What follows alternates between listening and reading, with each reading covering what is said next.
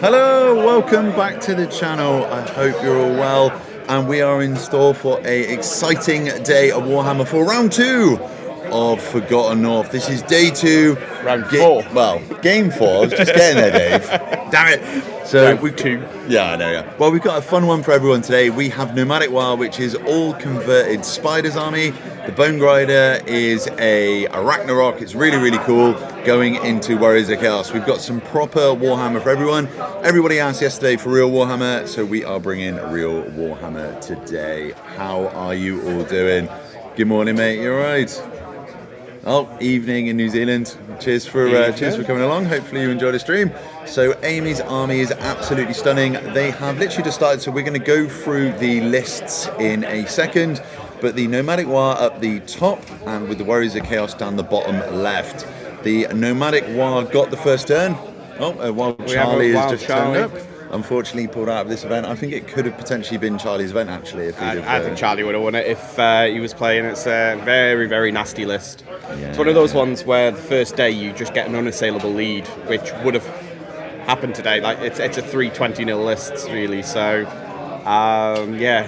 sad one. But he's now playing Bouncer for the Roughbury boys. Two brothers playing each other is apparently going to get quite spicy. We have a prediction of a fist fight by turn 1, so we'll see how that one develops. Yeah. Spiders! I know, so every single model in the army is like a classic, like one of the really old, like 3rd edition Goblin Spider Riders. All the Wolf Riders have been converted onto Spiders. The Ragnarok is absolutely stunning. I think this is almost a shoe-in to win the best army. Yeah, 100%. I mean, she's probably the only person that's actually brought a try-hard board as well. So we will definitely be sharing pictures of this into the YouTube and onto the Instagram as well. We do need the internet to back the campaign and start atting Forgotten North just with hashtag 3rd for the herd. Let's get some momentum for the dairy cows. Yes. Yeah, glad you enjoyed it, mate. Glad you enjoyed it. Yeah, 100%. Are they over-under on 1.5 punches thrown? I don't think they've got 1-punch knockout power. This is not Dubois Wardley last night. I think this is one of these ones where it is going to be eyes scratched. It's going to be dirty low blows. There is no love lost between the Roughbury brothers, so we will see what's happening. It'd be quite interesting if they do actually start fighting. I'll be really happy with that. Although, I'll be really disappointed we didn't stream that game if they do start fighting halfway through. They've apparently never made it past turn 2 when they played each other before, so we definitely should have streamed that one. Yes, so it is a Frisian cow army. Is it there? It is, yeah. It's up there. We'll get some of the models out later on. So I'll tell you what, Dave, you can talk about it. Yeah. I won't steal your thunder. It's a Minotaur herd made of moo cows. There's lots of banners saying moo. It's stunning. And what is the baggage train? It's a cow. A cow in a little field. And the herdstone is also a cow in a field. It's lovely. It's awesome. Drum! Hi, brother. How's it going? I'm super happy for this game. Like, Amy's awesome, and this is just going to be a proper tussle. Like, both of these players are literally just going to slam into each other. There's going to be no hold barred. They were having a little chat before about whether they were just going to, like, the Warriors of Chaos player was going to be a little bit tricksy and kind of potentially run away. But he's decided he doesn't want to do that for stream, so we're going to get some combat. I do like as well. So Amy has got Hand of Mork from the Warlord, which is very, very good on a... I'll tell you what, before we go too far in, and obviously we should probably start and do this before too much damage gets done. So we have a look through the lists. Right, so let's have a look, everyone. So if we jump straight into Amy's list, which is the Spider-Vang tribe of the Gloom Forest. I'll tell you what, you're our resident Orc and Goblin player. Can do. It's always on the delay on my screen, so give me 2 seconds so I can read it. But as is tradition, we do have a Goblin Oddnob on a Ragnarok Spider, level 3 War Magic, with a Burning Blade to stop those cheeky Banshees from charging it, and a Talisman of Protection. 480 points a Spider, the most overcosted model in the game by far, but it is not an Amy Chatley list without a Ragnarok. So, going on, you've got a Goblin Big Boss, Light Armor, Gigantic Spider with the Wallopers One-Hit Wonder and a Charmed Shield. You've got a Orc War Boss with a Great Weapon on a War Ball. He's the General. You've got a Orc Warboy on a Warball level 2 battle magic, and then a Weird Boy level 1 battle magic with the glittering whatnots. The most fun item in the book. It is a pure boing flip on a spell. So if you target that unit with a spell on a 4-up, the spell bounces back to you. So if you try and fireball them, you might just fireball yourself. That's hilarious, right? And then we've also got a Bone Grinder Giant amongst the other most expensive overcosted models in the game for you. Now, in court, we've got 6 Goblin Wolf Riders, 6 Goblin Wolf Riders, 6 Goblin Wolf Riders, all with ambushes, 2 with reserve move, 1 with feigned flight, and there is a boss and musician in both. And because it's nomadic war, you also have 9 Orc Boar Boys with Cav Spears, Big Uns, and a standard, and then 2 frenzied Orc Boar Chariots. So whether she wants to or not, she will be charging with it. Now, no, she definitely just will to be. call out something early, we've got a very, very aggressively moved Bone Grinder Giant there. This is turn 1. The Bone Grinder Giant is saying, hello. For everybody, if you can't see, so the Bone Grinder is the massive rogue idol that has some spiders on, which has just moved on to that bottom objective. Now it is being screened, so there isn't currently. Well, I mean there is line of sight because that's There's big so much beastie, movement. Right? Before we go into the chaos list, you've got Hand of Mork, which can move you 2d6. You can move again because you can move after being Hand of Morked. So you can march, and then you can Arcane Urgency for another march. I don't know what combination of aim you just hit there, little giant. but that's a speedy Bone Grinder Giant. Oh, yeah. So, to be perfectly honest, I think with the Royal Clans, you don't actually have attacks.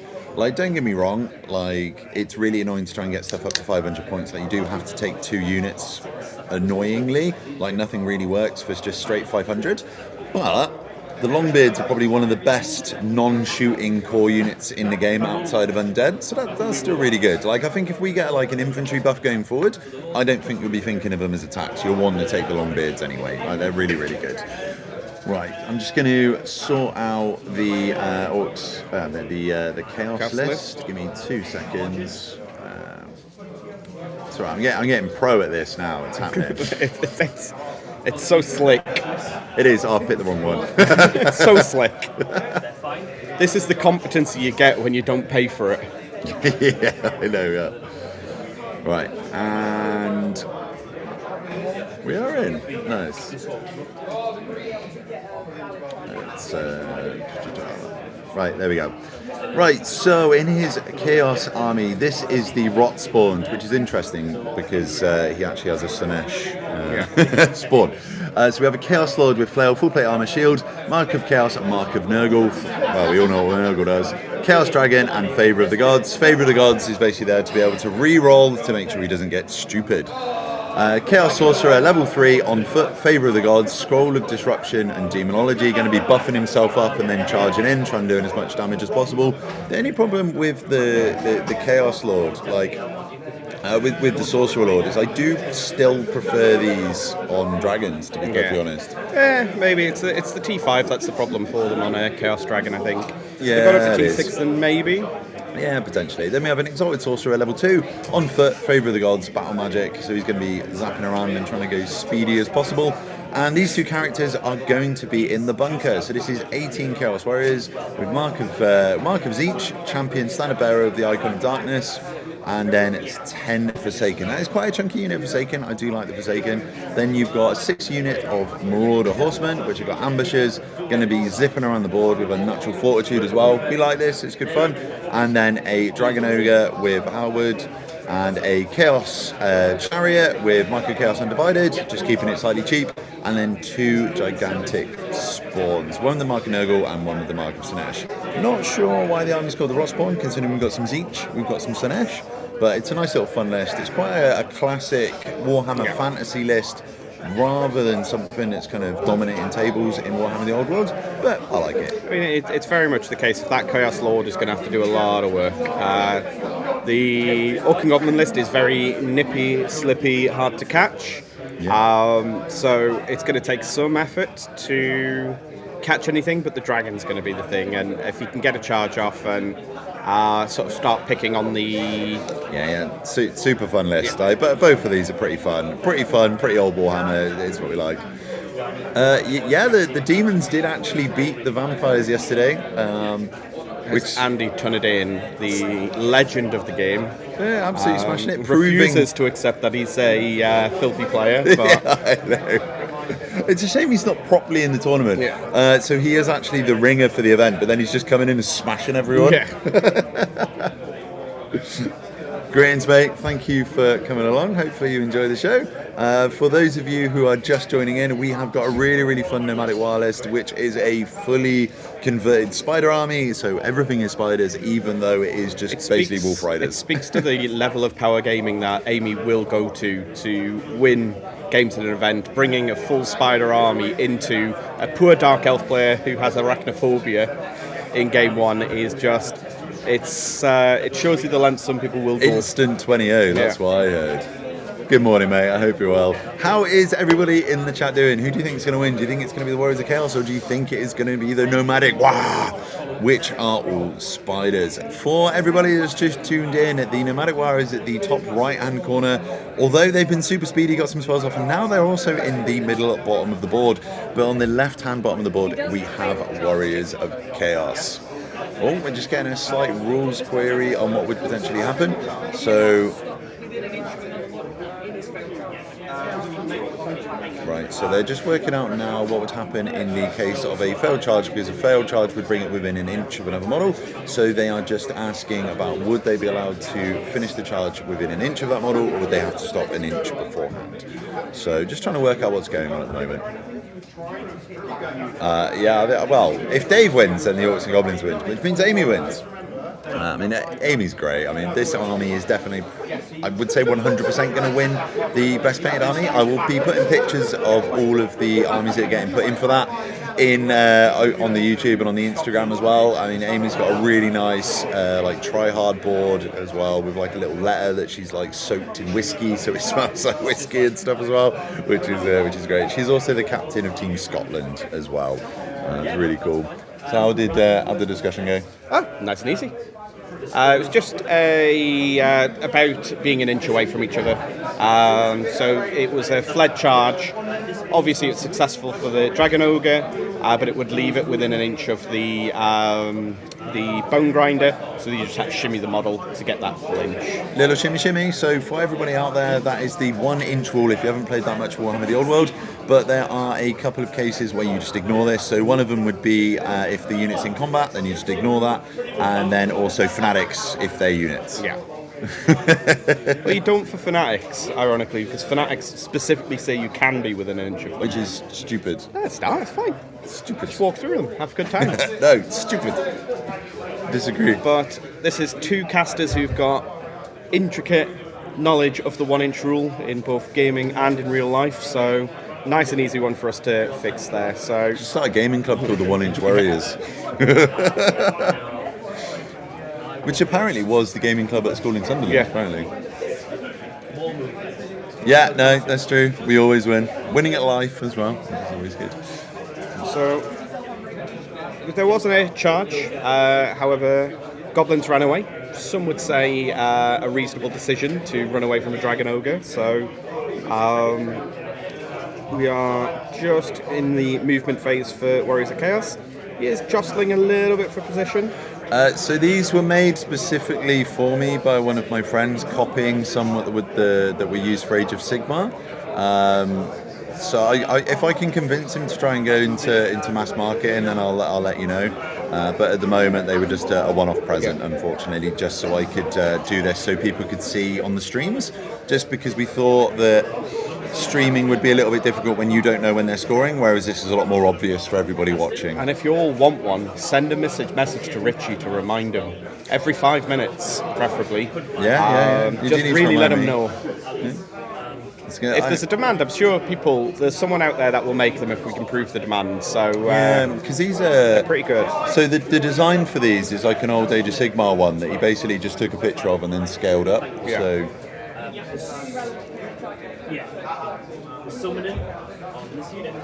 Which, thinking about it, anyone could actually do, because you could just print it off on paper and laminate it, actually. It'd just be like, you could do printed laminate, you could just do mouse mats. Yeah. Mouse mats they'll probably be a bit thick, but it'll do the job for now. Yeah, I mean, there are a lot of companies out there that you can do personalised mouse mats, actually, and you could do that for the right size, so potentially that could be an easier way for you. Dawi and Grobi. Oh, let's do it. Yeah, let's do it. Mouse mat objectives. Let's do it. Just both for the seller. Yeah.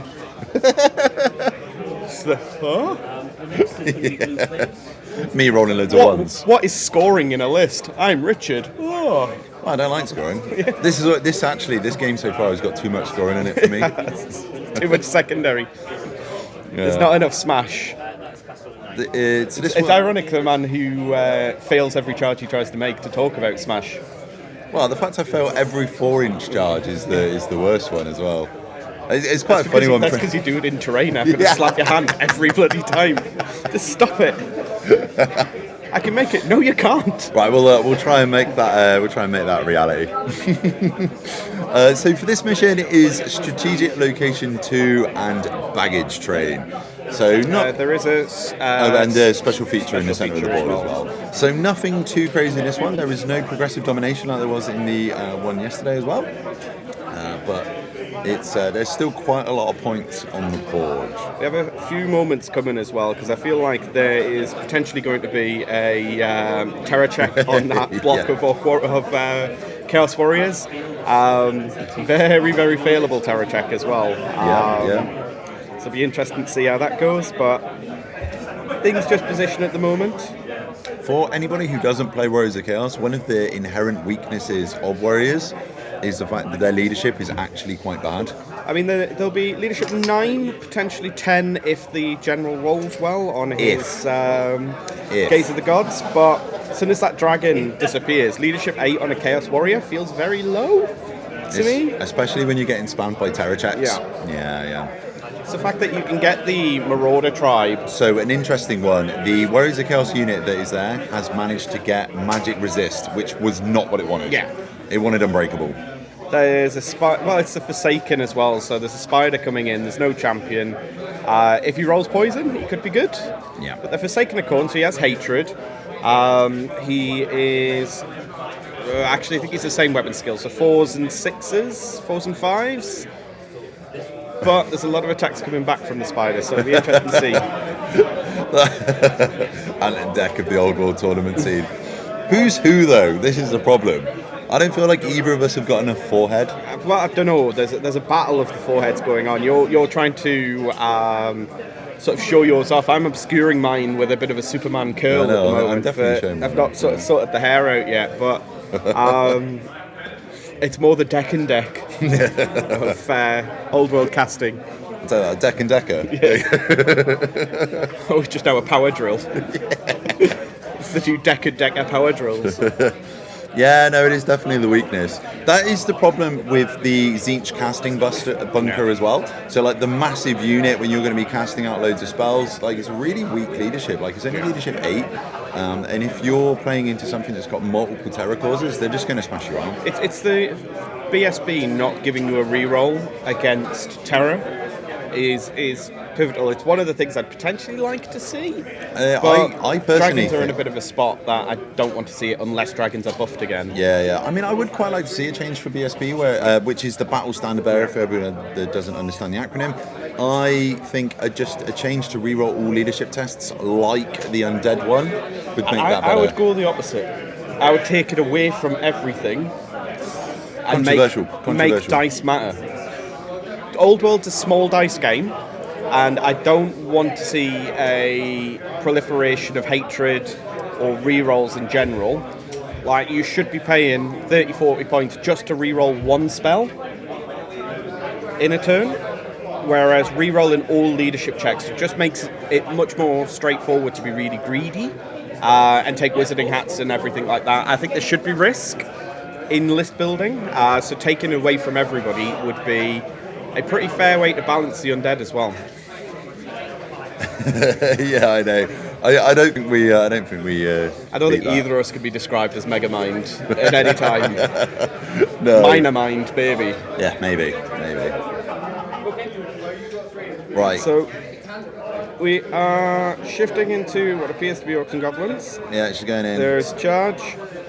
So the Chaos hasn't really done too much. Basically been posturing. The cannon is... the cannon? I'm tired, me. The dragon is posturing over by the swamp. So the bottom right-hand model is the dragon, just kind of lining up for charges. If Amy pushes in too much, then that dragon's going to come in and punish. But I think she's probably just going to go for it anyway, I think. I see a 6 there, so is that casting? Let's see. We do ask them to tell us what's going on in the game. As soon as people start playing, it's they get stuck in and forget that we exist, which is understandable. They're not here to please us, but we try to keep an eye on what's going on. I mean, something I will try and work on for future streams will be able to get a...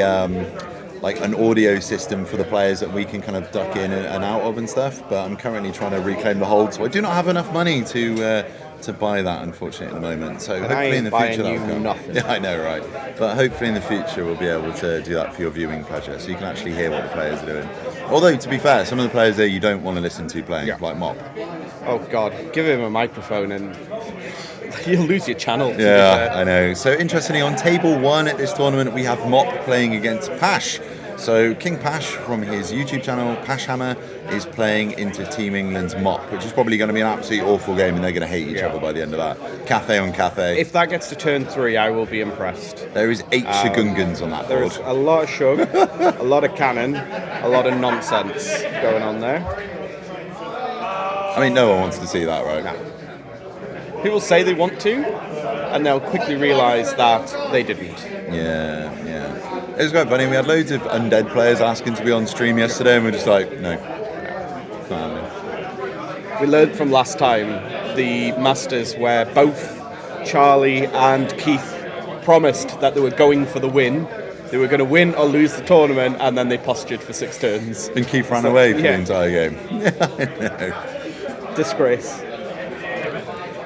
So, some terror tests going in. Right, some charges being declared now. So Amy's going for it. She's charging in. She's going to try and take the Forsaken. So the unit that's holding the special feature on the left-hand side of it, that is the Forsaken. The Chaos Warriors are at the back of the bottom objective. She's getting charges. It looks like they are both passing their terror tests so far. So they're not just fleeing away. So that's good. So we are going to get a bit of a game. Maybe we'll see the Venom Surge actually do something in a game. I would love to see a D6 damage into one of those sorcerers. I mean, this is where we just start to see the new meta, right? Where the spiders rise up. I mean, I'm slightly triggered considering I got bitten by one in Italy, but... Pretty sure this is why Amy brings the list, just in case you're playing. Well, so, funny enough, at Six Nations, she did actually get me a bottle of spider repellent as a present, so... Makes sense. Oh, I should have brought it with me. And just like... 2 casualties to goblins there. She measures. Problem is with that flea not going quite far enough, it does leave the other units kind of stuck because charges happen before moves. So even if she rallies them, she can't really get them out of the way this turn. So they are just going to be clogging up that section of the board for a little bit. So it was Feint Flight, they can charge. Good times. Oh yeah, I forget one of them had Feint Flight because it was 2 ambushes, one without. With reserve move, sorry. They're cheeky, aren't they? Yeah. Oh, the Goblin Wolf Riders are great. It's just animosity and keeping control of them's the challenge. So you've got like a Black Orc War Boss with the 18-inch leadership bubble.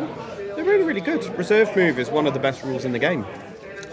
Yeah, I mean, in the Chaos Dwarf book, the Hobgoblin Wolf Riders are probably the best part of that. Like, it's just a shame you can only take 2 units because they're in rare. And the little, like, Khan heroes for them are amazing as well. Spider going in. Oh, they're going for it. The last flight of the spiders. So, everybody, who's going to win, the Forsaken or the Arachnarok? It's going in. Without the ability to challenge out as well, I think it's the spider will show dominance here. Potentially. I mean, something we do forget, it is a dice game, so we could go anyway. And the Forsaken do choppy chop. At the moment, it is currently 30-30, I would call it. In terms of skill, nothing has died. However, that may change as a Arachnarok is making into a unit of 10 Khorne Forsaken.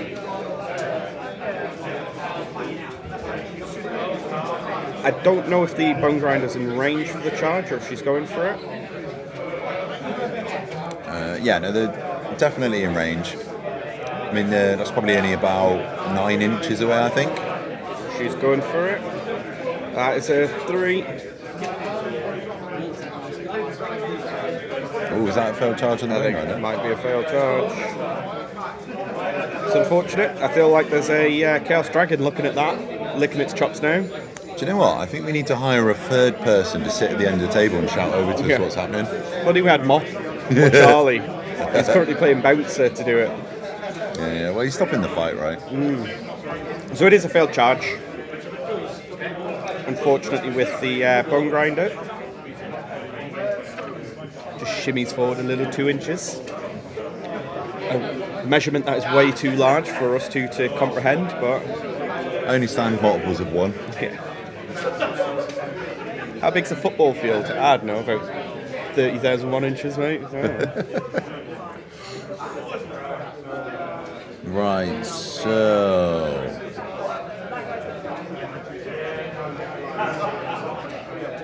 Oh no, that was a failed charge with the Wolf Riders, I believe. She shimmied forward the Bone Grinder, so might be a failed charge here as well. Oh no, she's got it. They're just, some of them are dying to coherency, unfortunately. Which is a shame. I mean, the coherency rule is always a little bit rough when you're charging. So yeah, so Pash is playing Cafe again. He's also playing into Mop. They've almost got identical lists. It's just Mop went Elementalism instead. They're both hyper-aggressive players. It's probably not going to be the most funnest game for either of them, I can imagine. I'll have a wander through at the moment to see how people are getting on. We do have the all England affair with James Ramsey playing into Andy Oakham. James Ramsey not impressed that a list that he helped co-design over a year ago has now come to bite him, as it's a very good matchup into Bretonians. So Rambo's getting beamed, which is always funny. There is the debate at the table as to whether he makes his prophetess beam to beam the beamers, just to keep them on their toes. Well, anybody that doesn't know, James Rambo, he is on Team England. He is normally our bus player, actually. He's a brilliant player, but he's amazing at minimising losses. So he really likes to play like the weakest armies, so like the 8th pick, and then try and do as best as he possibly can. Rather than play something really strong and try and get big wins, he likes to play the weaker stuff and try not to lose, which I quite like. I'm rooting for the Greenskins. Amy, when you shouting wah when you go in, by the way? That was a big wah. That was the most pathetic wah of all time. That was the wah of a woman who is tired of our shit already. She is not impressed. Just moving up, all is going, wah. You can tell we're not in America, right? Yeah. America, that would have been shouted at. So Chariot made it in, big roll on the charge for that one. I think the Dragon Ogre may be getting a bit of an owie. So we got 1, 2, 3, 4, 5. So was that 4 of the Wolf Riders died to coherency? Yes, maybe. Let me just check the original numbers. Oh, only one.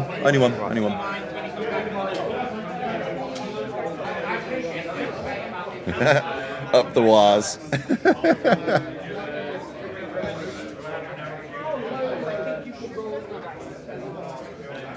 Yeah, they're pretty fun ones, to be perfectly honest. So Amy is running a full nomadic war list, which is all converted. So all of the Goblin Wolf Riders are all converted to be spiders. So it's just a bit of a visually stunning list. I'll get pictures of it all up on the YouTube. It's no Frisian Minotaur herd, though. That's what I've heard the crowd saying. Maybe beautifully painted, sculpted, converted, hours spent on it. But is it a Moo Moo cow? No, it is not. A Moo Moo cow.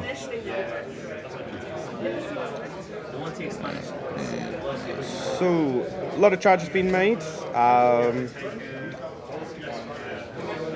Be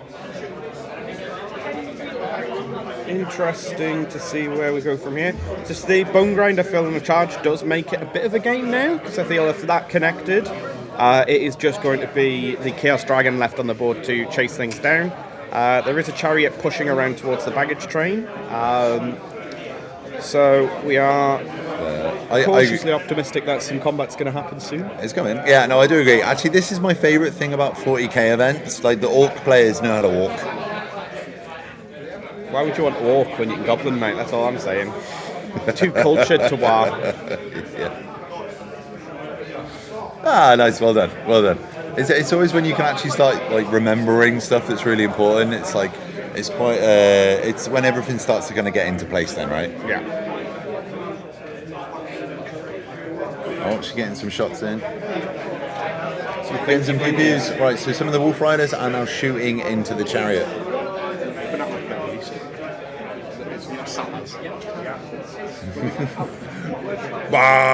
Yes, mate, yes. So Dave has just been taken away to do a judge call on some fanatics that are happening in one of the other games. Up the wars. I know. I was really disappointed with Amy's war. If anybody that missed it, it was just like the most kind of sarcastic wah, which was a little bit of... I know. I can imagine stuff like that will start to come in eventually. Like, although saying that, the skirmish Arrow boys, there's quite a lot of DACA with them, to be perfectly honest. So it's happening. Right. So Amy is just working out. Right. So they've moved up over there, and I think it is going now into the combat phase. Which one are you starting with, Em? Which one are you starting with? Nice. Right. The Ragnarok combat is starting now. We are spidering. I get dragged out for rules, and I nearly missed the spiders. You did almost miss it. Ooh. There is a rogue Charlie. So, unfortunately, the Forsaken have just rolled Killing Blow, which doesn't do anything. Doesn't do anything at all. You wanted poison. Didn't get poison. We're about to see a spider do some spider things. Oh, so let's just roll for the extra attacks. Big thing is the hatred here, though. There's going to be a lot of hits to give them an opportunity to roll some sixes. I think this potentially might be the part where we see an Ragnarok do the most work we've ever seen in a Ragnarok. It is Charlie Hanley Nichols is currently watching an Ragnarok spider do something and looking fascinated. Any coffee. We're sober streaming. We need some sort of caffeine. We've got to drink something, Charlie. So, Ragnarok's in. There's a lot of attacks that come from it. You've got 8 crew with poison. You've got the spider itself. You've got the shaman himself. All of it getting poison from the mount. And then you're going to get some stompies as well, which unfortunately can't poison because they auto-hit, which is sad. So, just quickly, I actually really like the French were using at the Six Nations a demon prince with scout from the what's it called, the Hallbuck? Yeah, Adventurous Hallbuck or something. Hallbuck, yeah. It's the new item in from the latest Arcane Journal. Yeah, with the Sword of Sorrow as well, which was pretty fun. I mean, you can do it a couple of ways. You can make them really choppy. So the standard sort of fly, ogre blade, extra arm, gonna hit you with a big axe. Or you can go down the infernal puppet route. So very early on, you can shut down a magic list by having the puppet in them by scouting right in front of them. Oh yeah, which is amazing. I do love a bit of Beer Hammer. Beer Hammer's amazing. Right, so that's 2 Forsaken. They've been brought down, and now he's got all of his choppies going back into the Ragnarok. There is many choppies. That is the one thing to say for the Forsaken. Because of the size of the base of the Ragnarok, all of the front rank, barring the 2 that just died, will get their D3 attacks. And then 1 attack was important from the rear rank. And then they've all got hatred because they're Khorne. And then Killing Blow to do nothing. But it's a lot of dice to roll, and we're here to roll dice, which is really fun. You have raised a great point here. It should be 8-inch movement height, 1 for each leg, surely. You do raise a point. I haven't even thought about that. Not a single wound as semi-predicted. Oh, so all hits. If you got wounds. poison, there was a hope. Oof. So Stomp's coming in. That's a 5. That's a big number. Oh, it's a big stomp. So for everybody just tuning in, this is the combat on the left-hand side of the special feature in the centre of the board with the Ragnarok fighting into a unit of Forsaken. 2 Forsaken have been killed so far. The Forsaken did no wounds back, but unfortunately with the stomps, oof. It's not the end of the world though. He does have another go for it because of the stubborn. Yeah. So he can just auto fall back in good order. Yeah, so he has lost 5 and is now popping stubborn. The downside to that is, well, it does push the Ragnarok that there is a chance if he rolls big enough and then reforms that the Chaos Lord could charge the Bone Grinder, chop him up, and then overrun And kill the Ragnarok. Yep. And if they are... So he has just gone straight back. There is a reform component to fall back in good order, which is why I've reduced my voice at this stage, because it's quite impactful on the game. If he had turned the unit, it would have forced the Ragnarok to then turn. He could make it disordered, so he swings first. Or alternatively, he can set up a charge with the Chaos Lord into the Bone Grinder, which then can go with his overrun into the Ragnarok.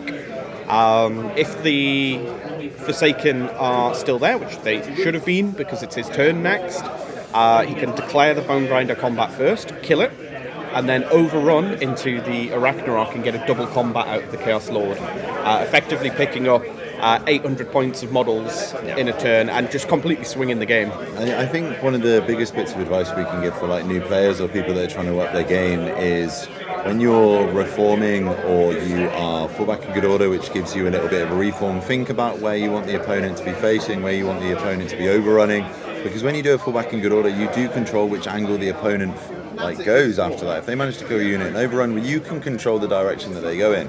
So if you've got something behind that you want them to go into, or you've got a particular direction you want them to go, then you can plan that out and you control that with your reform as well. So it's something to consider, I think, for sure. How's the dwarves getting on in Orcs and Goblins? Rules disputes. Okay, right. So Dave has just been asked to go and have a look. There's an Orcs and Goblins versus Aaron, who played on the first stream yesterday morning with his X-Force, so they're just trying to work out what's happening with the Fanatics in that game currently. Right, so where are we at the moment? So the Chariot has managed to kill its target and is overrunning into the back of the Rogue Idol, which is the Bone Crusher. So and they're just overrunning into the centre there as well, which is slightly unfortunate because now they're going to have to just either try and reform to get out there, or they're just going to be holding the special feature, which is a little bit annoying. I've just had confirmation that Tom Carley with his peasants have managed to beat vampire counts 20-0 by turn 2 somehow. No idea how. I was playing Tom Carley's Peasants, which are the new kind of way that he's enjoying to play Cathay. We watched the game yesterday versus Bretonia, where he did end up losing that. But him and AD just had a bit of a fun game. And yeah, he's gone a little bit hard in his first game back and 28 vampire counts, which is kind of hilarious, actually.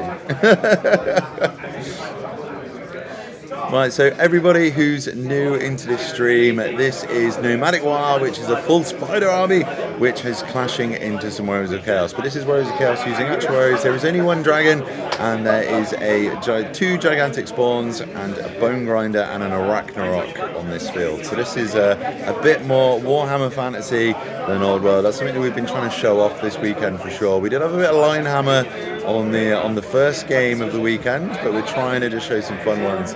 What would everybody like to see in the next game? Does everybody want to see the top table? Do you want to see the absolute sweats fighting for the win of the event? Or do you want to see something else that's a bit more fun? Please let us know in the comments, and we'll try and make that happen. Obviously, we'll only be able to show one of the games, but if you do want to see the winners going for it, or if you want to see something a little bit more fun, please just let us know. Because the last couple of games we've been showing have looked a little bit more like traditional Warhammer, which has been quite nice, I think. So the gigantic spawn got charged by some Wolf Riders, and unfortunately the Wolf Riders did end up getting battered and absolutely destroyed. Right, so we've got one vote for top table, and then we've got one vote for bottom table so far. Top table and bottom table. Everybody, please let us know what you want to see. The only thing I will say is the top table will probably be Cathay on Cathay, which is probably going to be Shugs on Shugs. Although Robin Gilly is doing absolutely amazing with his X-Force, which is kind of designed to beat the Cathay Shug list, because his list is quite good into them, and he's currently playing into Matthew Clayton, who is running 4 Shugs. So see if he can beat him. If he can beat him, he's potentially going to be playing for the win.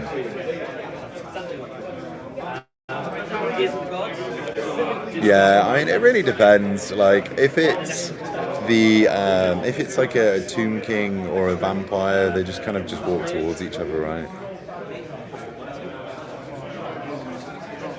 Yeah, no, I don't know. Like, it really depends. Like, if it's Cathay, they do kind of have to engage with each other because they both have the cannons and they both have the ability to absolutely table each other. So it does get a little bit more smashy at that point.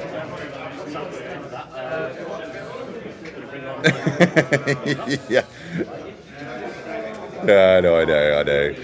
Luckily, we have had a few nice, fun games this weekend. It's just been nice to see some actual Warhammer.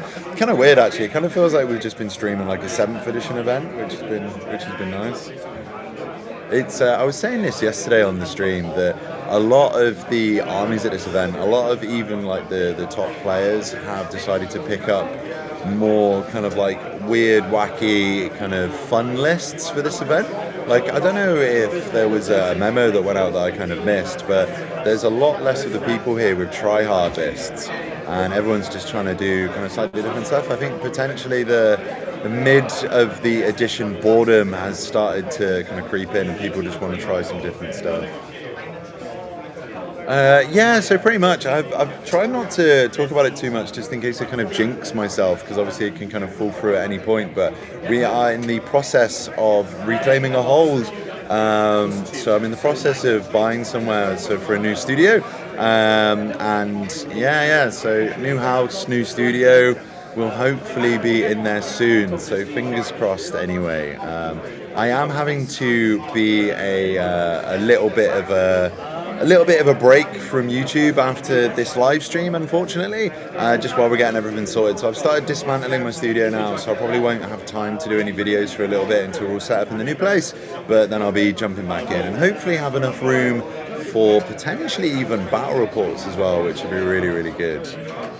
So we'll see, hopefully, if we can get time. No, thank you so much. I'm just glad the community has some more stuff to watch, really. I'm just hope, and like everyone, it's a great community. It'd just be nice that those people who can't get to events can see the events in play and also just try and have fun with it. Like, it's a great game. I love it, and I'm glad that so many other people love the game too.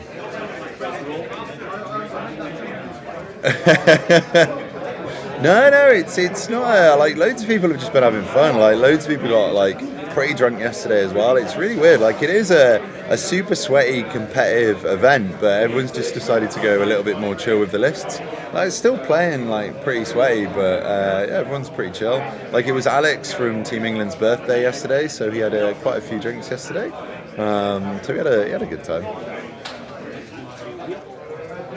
Yeah, as well. I think it's kind of lucked out at quite a good time. There's not much going on. So, I mean, but just my luck though, I guarantee, like, I'll just move house, can't do any videos, and then Kiz level drop or something stupid, probably, or like 2nd edition. I'll be like, no! But we'll see. Or the Norse Dwarves, actually. If Norse Dwarves drop while I'm moving, I'm going to have to do some videos from out the back of my car or something. Be Dawi in the car park. That'll be the next one, I think. Right, so the dragon has gone into the chariot, so there is potential for a overrun into the flank. Yeah, which is going to be pretty dicey, I think. Yeah, everyone's just kind of in the center of the board. There is an absolute cluster going on that special feature. It's kind of, I do find it quite interesting that he's gone for the greedy play with the dragon. So the dragon is on the right hand side of the board, right next to the swamp, and it's charged into the side of the chariot, the Black Orc chariot. trying to get the flank overrun into the ball boys, but I'm really surprised he didn't sit back and try and get the Arachnarok to get the general points as well, and then kind of zoom round and then try and charge into the flank afterwards. Because the ball boys are going to have to do a really annoying little reform to try and get out of that. That overrun was not what she wanted at all with those ball boys. Right, the warriors with the sorcerer bunker are just kind of moving up. They have moved too far to be able to cast any spells. I think they have marched, so they can't really cast anything.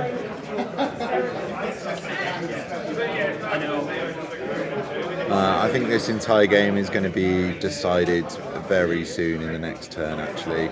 Once that dragon's killed that chariot, overrun through there, that's going to be a massive, massive point swing. And then I think the dragon can then just kind of come round, get into the back of the Ragnarok. So Amy's going to have to be lucky here and get that bone grinder to try and do some work to claim back some points.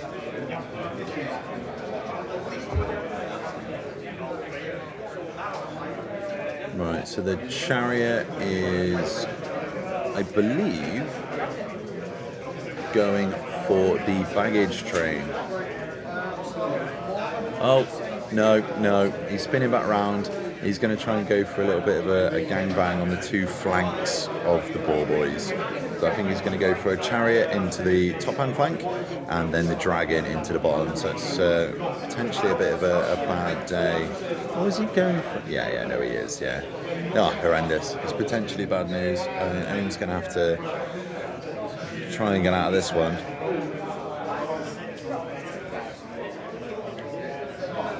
Amy, you're in danger.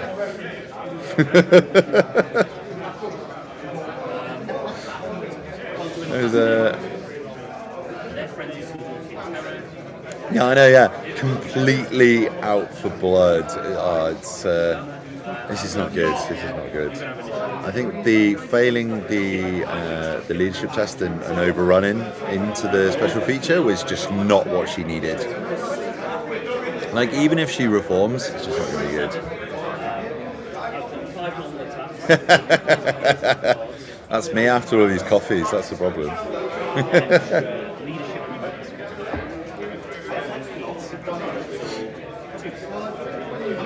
Right, so the dragon is going in, hitting on twos. He's currently strength 8, so going to be winning on 2. He's managed to get the strength from the Gaze of the Gods. So I believe that is 2. She managed to save more ward saves. Insane, right? So this, amazing. So 1 on the armor, 2 on the ward. So this is amazing. Right, so this is the dragon's attacked now. So that was the rider before. And then this is strength 6 going in. So that is 4 at AP minus 2 going into the chariot. She is in danger time now. She needs to pass all of these. Right, so that's a 6 up save. She's managed to pass one of these. And then, she's taken 3 wounds. It's not good. It's not good.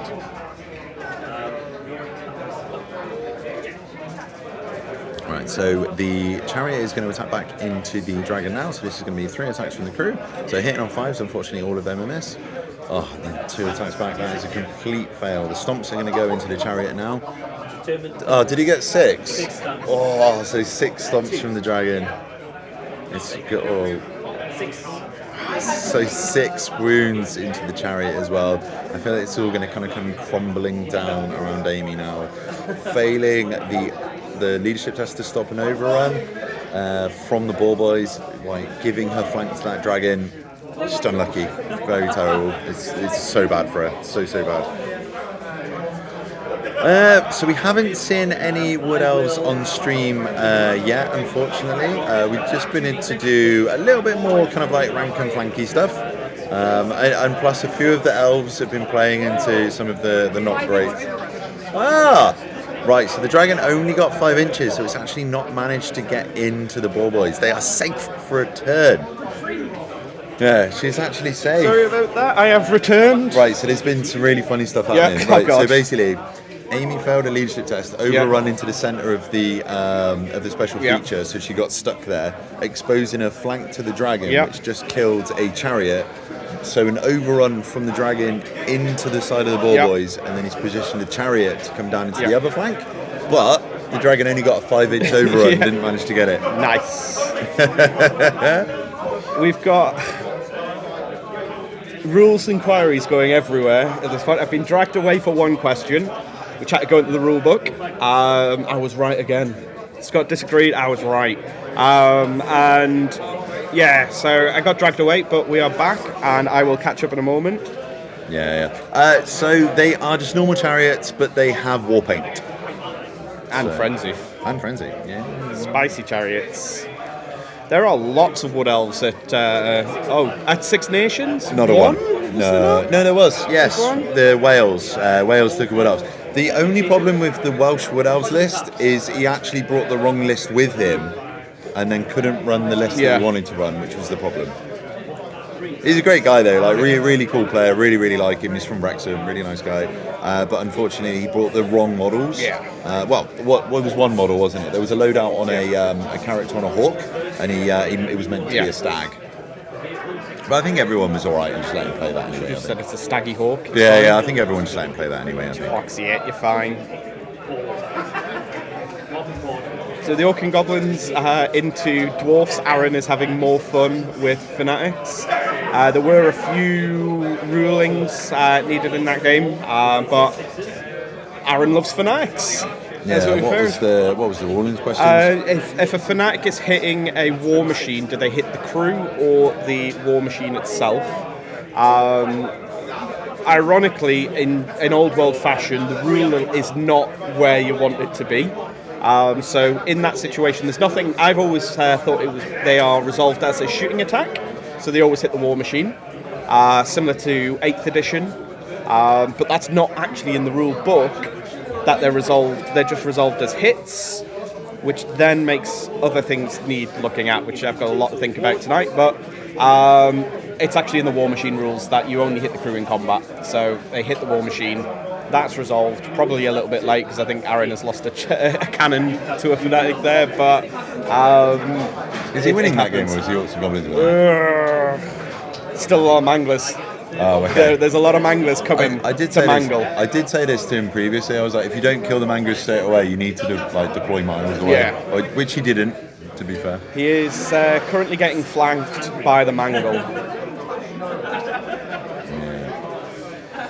So I can't believe that the Arachnarok didn't manage to kill all of the Forsaken. I think you'll find we need to rephrase that statement. I can believe the Arachnarok didn't kill all the Forsaken on account of it's an Arachnarok.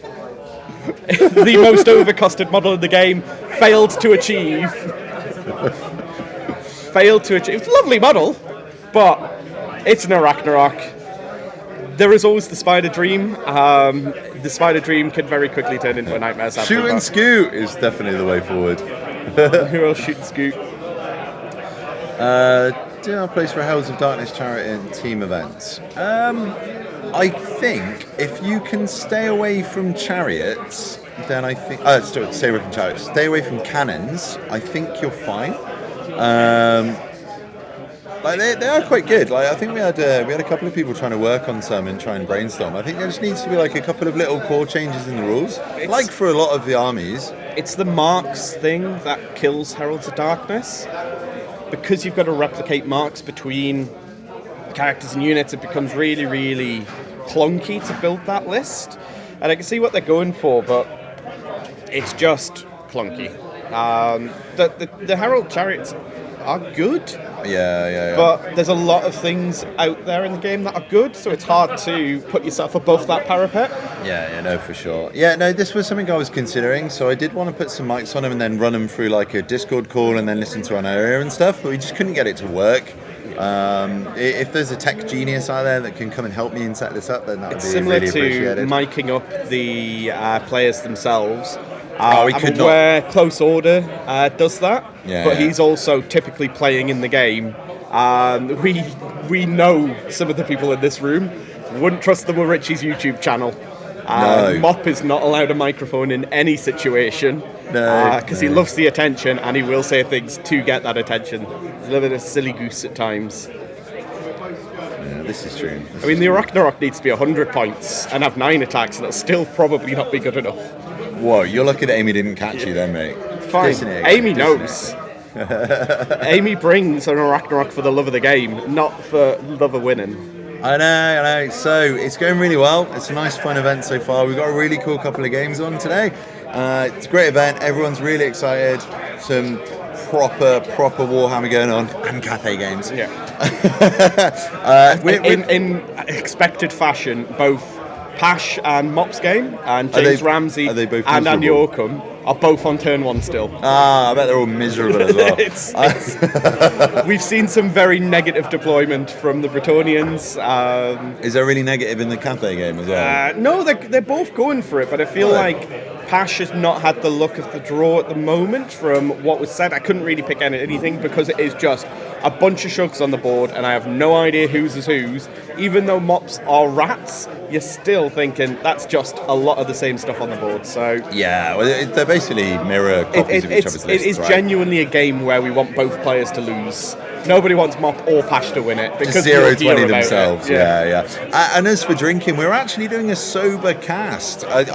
We only had like 2 each. And the filming bar's not yesterday. open as well, so Yeah, and there's no bar open either. I mean, I might have one in a bit. I'm not actually driving home this time. I'm driving in English rules. We can have one, so I'll have one. It's Probably 9 in and game fine where 5. I live. Yeah, 9 and 5. Live No, in the we country. don't endorse the drink and drive-ins.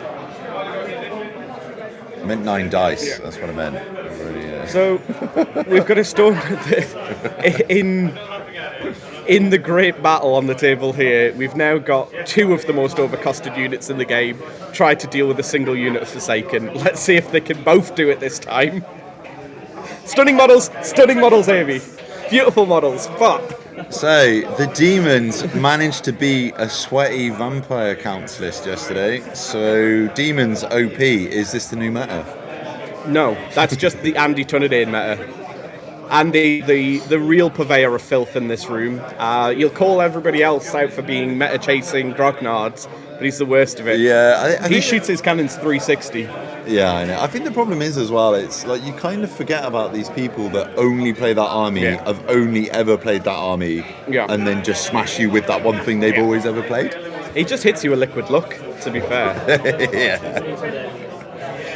I know, it does feel weird, to be honest. I mean, we're not abroad though, so Yeah. it's fine. We can be sober in England sometimes. I've done months sober recently. I've done at least hours. Hours. I've been sober for a little bit today. Yeah. It's fine. To be fair, we've not. We're high on caffeine at the minute. I've had 3 coffees. Yeah, I know. 4 Like, technically, because I have one in the house. So. It's funny you should say that. My leg is actually shaking right now. I'm like, is it the ADHD or the caffeine? I'm not quite sure yet. Yeah, I can't but things are degenerating in both the stream and the game, but it's caffeine. We're having a good time. But Amy's brought in ambushes. She's going for the baggage train. There is largely nothing in the Chaos list that is going to deal with that. He will have to start giving up flanks to the Warriors of Chaos if he wants to save his baggage train, because it's basically the Wizards are bust. So, yeah, we are expecting a baggage train to go. Yeah. I think this will be a future. I think this will be a Have a future coffee. thing, definitely. Oh yeah, please, mate. Yeah. Americano, please, mate. Cappuccino, please, mate. Thank you very you. much. Yeah, Cup of coffee 5. yes. I think that'd be like a Sensible future decisions. thing, definitely, for getting to be able to listen to the players. I think that'd be good. So, Ogre Kingdom's actually doing brilliantly. If you saw the stream yesterday, Ogre Kingdom's winning into Skaven by turn 2. Pretty wild. Ogre Kingdoms are. Like, I keep talking to people about it. There's a lot of 3-2 lists in this game. Lists that are perfectly fine in that balanced window that are good lists. They're just not Vamps, Cathay, Tomb Kings, or Beastmen. They've been doing really well. I think with a experienced player, there's a lot of meat to get through. They're really hard to shift. Yeah. They're a good list. So- it's just not ridiculous. I think every book should basically be Ogre Kingdoms. It's good, but not too much. I agree. So there's a really good player, Jack Cropper, for anybody that doesn't know him, that plays Ogre Kingdoms quite a lot. I think I've had some really, really good games into him with his Ogre Kingdoms, and I would say that Ogre Kingdoms are probably on par with Dwarves outside of X-Force. Yeah. I think. Like there's some really cool stuff they can do. The Gut Star is awesome. I love the Gut Star. I think if we just get some like changes to monstrous infantry in the future, if they get something like parry, if they get something like the Press of Battle, then I think they'll be really, really good. Yeah, potentially. Like, I really hope that the all the legacy factions come in. Obviously, I know we've got like Renegades and we've got a few other book systems that have been brought out by different people as well. I know I got sent some the other day by an author who does watch the channel, and he's been making his own version of the Renegades for a bit as well. So it'd be quite nice if these people didn't have to do this and Games Workshop actually stepped up, did it themselves and brought them back into the game. Like, it'd just be quite nice if all of these people that go out there in their own spare time to do this didn't have to do it. It's when we get real spicy and say, oi, Age of Sigmar, those are our armies. These are 8th edition fantasy armies. Give us them back. Yeah. But no, it'd be nice to see. And it's just, have a bit of patience. Like, I think we've been struggling recently with sort of engagement in the game a little bit, just because there's been no movement from GW, but 11th edition 40k is coming out. We know that as a company they've got a huge amount of production going into 40k at the minute. Let's be patient. They will come. I don't think we need to do anything wild, and I can very much foresee new designed armies coming through. They've seen the success of Cathay as a new army coming in, that, you know, doing the arcane journals will shift some models, but new armies will fly off the shelves. So we can definitely imagine a world where the Dark Elf Raiders have their own list. You have Vampire Coast, and I was against this idea at the start because Musalon seemed like an easy cash grab. They could just release Musalon, release the old Vampire Counts models, bring them into the game, stop people being upset. But I think it'll be Vampire Coast now, right? Vampire Coast, that is an army that will sell. Like, I want giants with cannons. Old Big Bess. Yeah, you're 100% correct. Like, I know the scope for Warhammer the Old World changed. I think if people still keep enjoying it, keep playing it, and it keeps growing, I think we'll definitely get Tilea, Nippon, just kind of everything. Well, just all of the random armies from Warhammer Total War as well, because they've got all of the sculpts. Well, not the sculpts, but they got all the designs for them, which just makes our lives loads easier as well. Now that they've moved to digitized sculpting as well, it is not easier, but it is more straightforward to get the molds designed and it's basically designed. All of the hard work's basically been done for them now as well. Yeah, they've got the base model to go off. Yeah. So it's just making it practical as a miniature. I saw the new cat people on Total War. I've just done the Dairy Cow Frisians Minotaurs. I kind of want to do cat people, but do a leopard print cat people army. So if GW release it, I will do a leopard print disco Catman army. As a promise. Can you not just turn them as Thundercats? I could do Thundercats, to be fair. Or I could just do Cats. The musical. Yeah. Have jazz and disco balls on it, and I think we've officially had too much coffee, I think. No, not enough coffee. We'll balance it out with a pint later, it'll be fine. Yeah, it'll be sound. So I'm just waiting for this combat because it is the most imbalanced points involved combat you will ever see. We have a Stormgrinder Giant and an Arachnarok into what I believe is 4 Forsaken of Khorne. 4. And I'll be honest with you, I'm banking on the spawn, the Forsaken, to do it. Mate, I don't even think it's that many. It is 4. We had to confirm from the table. It is 4 Forsaken versus 780 points of Behemoth. To be fair, on fight terms, it's probably about 300 points worth of Behemoth, but it's 480 plus 300. So, she's only killed 6? Yeah. It's an Arachnarok! Not to be rude, they are awful. Yeah, it's 4 coffees. When you're neurospicy as well, it probably just kicks in, right? There's a lot of jittering knees going on right now. This is not This is not nervous energy. This is pure caffeine.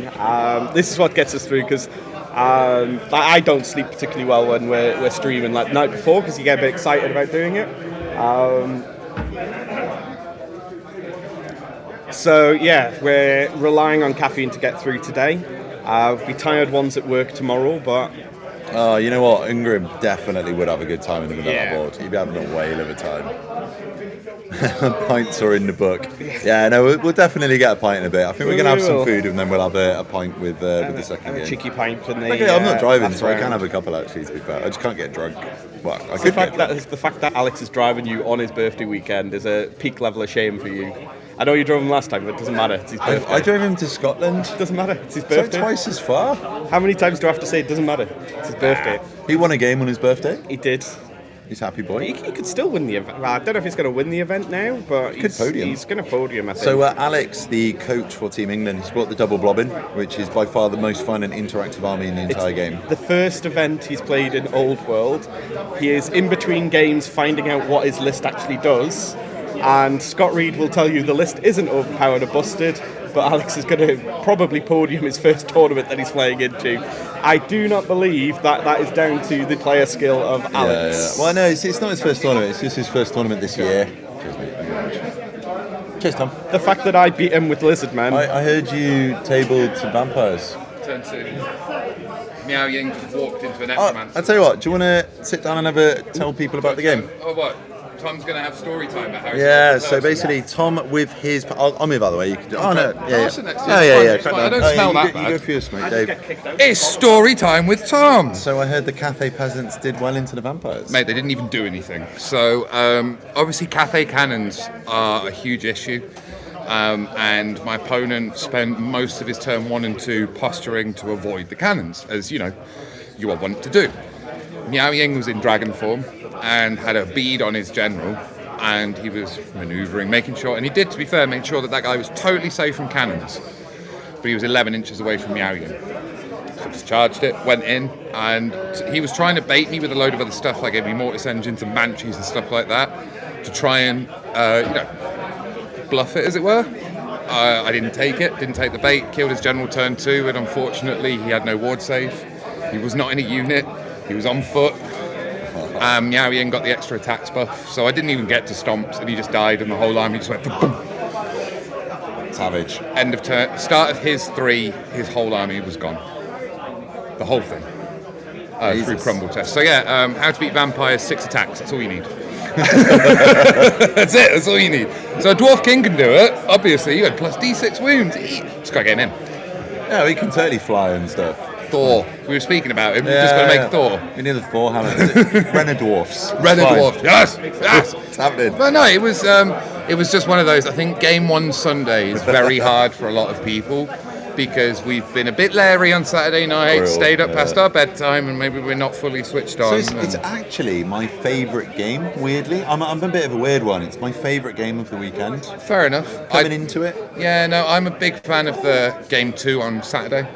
Because I've shaken the cobwebs off, I'm in my stride, unless I've lost game 1, and then it's like, oh no, Yeah. I don't know, because it's a bit of a weird one, because I quite like nightmare games, though. We are gluttons for punishment. Yeah, like I like the really hard games, and then for some reason, because game 4, you need to try and do really well, but obviously you don't want to do too well, so you're kind of hitting that weird, mental arithmetic of, what do I want to play against in the final? I've boned myself now.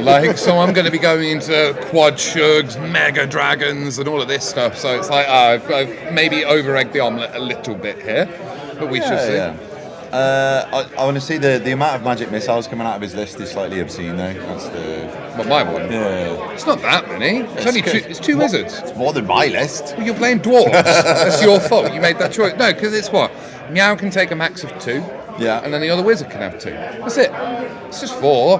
Mate, I'm coming from Beastman where I had 11 team, I was laughing with everyone that I've gone from playing Beastman, got annoyed that I was dancing around and shooting magic missiles, now playing Cathay where I'm dancing around and shooting magic missiles. So just quickly going back to this point about the Green Knight. So Tom did actually play against the Green Knight army yesterday. Just avoid it, right? Miao Ying. Yeah. Here is a dragon with magical attacks and strike first. I look at your verdant wanker and chuckle. It's not a big deal. Yeah, good night, mate. You take care. Cheers for watching. Thanks, man. But yeah, like Ethereal is one of those where, yeah, if it charges your peasants, you're going to lose your peasants. So just try and not let that happen, you know? Yeah, it's never good. So do you reckon you're going to be in Shigingen territory after this? Shugs, Graveguard, that kind of stuff I can feel coming. Yeah, it's not going to be an easy game by any extent. I really should have taken it the other way and just gone now 10-10, mate. Yeah, so what points are you going up to? 50 something now. I think I was on 30, between 31 and 33. So now I'm like low 50s. So you're going to be playing into whoever loses the top 2 table games. Shit. So I've gone from like 15th to like third in one move. Passion Mop are currently on 52. Okay. Yeah, so they're both on 52, and then Robin and Matt are on 48. So yeah, I'll probably play the loser out of one of those two. Yeah. So for anybody out there, that is 3 cafe armies that are all exactly the same as Shigengens. And then me being a cool boy. And then actually X-Force, to be fair, like I think I do slightly favour him in that matchup. Actually. For me, against me, yeah, X-Force is kind of terrifying because I can deal with the gyros. That's not a big issue. I can't touch the Thunderstar really, you know, because does it have great weapons? Yeah. So what am I supposed to do against that? Because yeah, okay, I've only got 1 attacker model, so I don't care, and I combat res you out quite heavily. But you're not moving. Yeah. You know, you don't care. Like, I've got one idea to do it, and this is why I love the Jade Warrior brick, because they are pseudo dwarves. So all the stuff that I've learned from Chaos Dwarves, and also from playing with you with your dwarves, you can use them in a lot of ways like that. By what I mean is they are magic res 2, they have a 6-up ward, they're high weapon skill, and they've got stubborn and shield wall. That sounds like Longbeards to me. Apart from Longbeards don't have stubborn. Do they not? No. All right. Better dwarf. Sounds like Ironbreakers to me. Sounds like Ironbreakers. Do Dwarf Warriors not have stubborn? No! Only the elite boys. Not even the elite boys. No, but like, sorry, special and rare ones. Yeah, the really expensive ones, yeah. Oh, Chaos Dwarf Warriors get it standard. Dwarves are shit. It's really annoying. Be Those- evil. Be evil. That's the answer. It's fine. My Renner Dwarf book is coming out soon. It's gonna be fine. We're gonna have feigned flight on the Thunderers. Yes. It's gonna be Yeah, fire and flee, feign flight on everything. Everyone. Yeah. Fly 10 on Slayers. It'll be grand. Yeah. I'd love a flying Slayer character. That'd be really cool, actually. Can you imagine? Yeah, a Demon Slayer with Thor's hammer flying around. Yeah. Like, if you touch him, he will die, but he's one of the most dangerous things in the world as long as he gets to hit first. Yeah, that'd be sick. That'd be really cool. Like Initiative 12 or something. Yeah. I love that, Mark. Yeah, we should be forced to play each other all weekend and at 0 fun players congregate here. It's not their fault. We're at an event. They've taken the good stuff, you know. I mean, well, to be fair, it is normally us. But yeah, I think everyone, like a lot of the players have decided to kind of like tone down this weekend, actually, apart from Pash. There's no Beastmen, really, is there? There's a couple, but like the big boy Beastmen players have left them at home, haven't they? Well, Nick's here. I thought he had Orcs. Sorry. I thought he took Orcs. Yeah, Nick's brought his Beastmen. But he's fair gone enough. for a bit more of like a defensive Beastmen list. I think he's practicing a list for one of the French team, I think, rather than... I mean, there's a lot of us list. who are teams players here who are using this as an opportunity to try some new ideas out. Maybe not full list tests, but just like, what does this section of my list do if I change it and do different things? So like say with Nick trying what is traditionally a very aggressive list, trying some more defensive things. It's a great opportunity to try it, especially at this size of a tournament because you have so many very good players here. I mean, you've got half of Team Scotland, most of Team England here, some of Team France is here, so yeah. Skaven, I don't know. So I'm pretty sure he's won one game. I'm pretty sure the Skaven. I heard that he did some incredible things with Doom Wheels, charging them into a big block of stuff and killing undead generals, which is kind of cool. Ah, nice. Yeah, I don't know if he won, but I heard he was doing cool. Definitely do think he's won one game, I think. Yeah. How's this one been going anyway? It's been a bit of bad luck for Amy, to be fair. Is it? Lie. But then she had a bit of massive good luck as well. Okay. So the Forsaken have now died, which is cool. Okay. Yes. So basically, the Arachnarok charged into the Forsaken three turns ago. And it's taken him that long to be able to kill the Forsaken. It needed the Bone Grinder to come in to help kill the Forsaken, and also the dragon managed to charge into a a chariot which was by the swamp. Is this the bone grinder here behind the special features? It is. Just Where Amy's moving right now. Yes. Yeah. So the dragon is on the right hand side of the screen. It's got the little finding mark in front. At the end of. So there was an orc chariot down the bottom by the swamp. Dragon charged into that, and it had a really juicy overrun into the flank of the ball boys. Because the ball boys went into a combat, and they failed the leadership test and overrun into the centre of the special feature, so they were just looking at it. Okay. But they're not core, are they? So they're not getting anything fun off of it. Yeah. No. And then the dragon had an overrun into the flank of the ball boys. Oh, sadness. But he rolled a 5, didn't make it. Oh, okay. So they lived. Okay. Yeah. Some of those moments, like, it's lovely and thematic, but also at the time, you're like, fall back in good order, screw you. Like, just screw you for existing. Yeah. It is mad what can occur sometimes. I've got to say, though, this table's been gifted by some incredibly well-painted armies over the weekend. Oh, yeah. Some stunning stuff that's been seen at this event. Just tried to get on some nice-looking armies, like the coolest kind of armies, and also those that look more like traditional Warhammer as well for people. Yeah, I think everyone's a little bit bored of seeing 120 models in a block or 5 flying things running around. Yeah, like we had a bit of a Linehammer delight from the first game, and then ever since then it's been a bit more blocks. It's what people are asking for. So. I hope Andy 2D6 was watching. He loves a bit of Linehammer. He does look a bit of Linehammer. He loves a bit of Linehammer. Oh, jeez. So for everybody at home, the ball boys have lined up to receive the charge from the dragon. The chariot up on the top objective has been tied up with a goblin hero, and the Arachnarok and the Bone Grinder are heading into the spawn, which is guarding the flank of the warriors down on the bottom objective. Are the Spider Riders the ball boys? Yeah. Very good. Because I was thinking that's an incredibly brave prospect of Spider Riders. But yeah, ball boys, that could do it. This is always horrendous. Although I had a really funny situation at Six Nations where I had a massive Thunderstar, all of my heroes in, and it was like a 1,500 point unit. And some Bretonian hero managed to get into me. So it was Bretonian hero, and I think it was like 2 Bretonian Pegasus Knights. Got into me. I was entrenched, so they only had 1 attack each. I fluffed all of my stand and shooting because I could only see with like a certain part of my unit. I fluffed all of my stand and shoot. He got in. He managed to kill, I think it was like 1, 2, so he killed max dwarves, which was 6.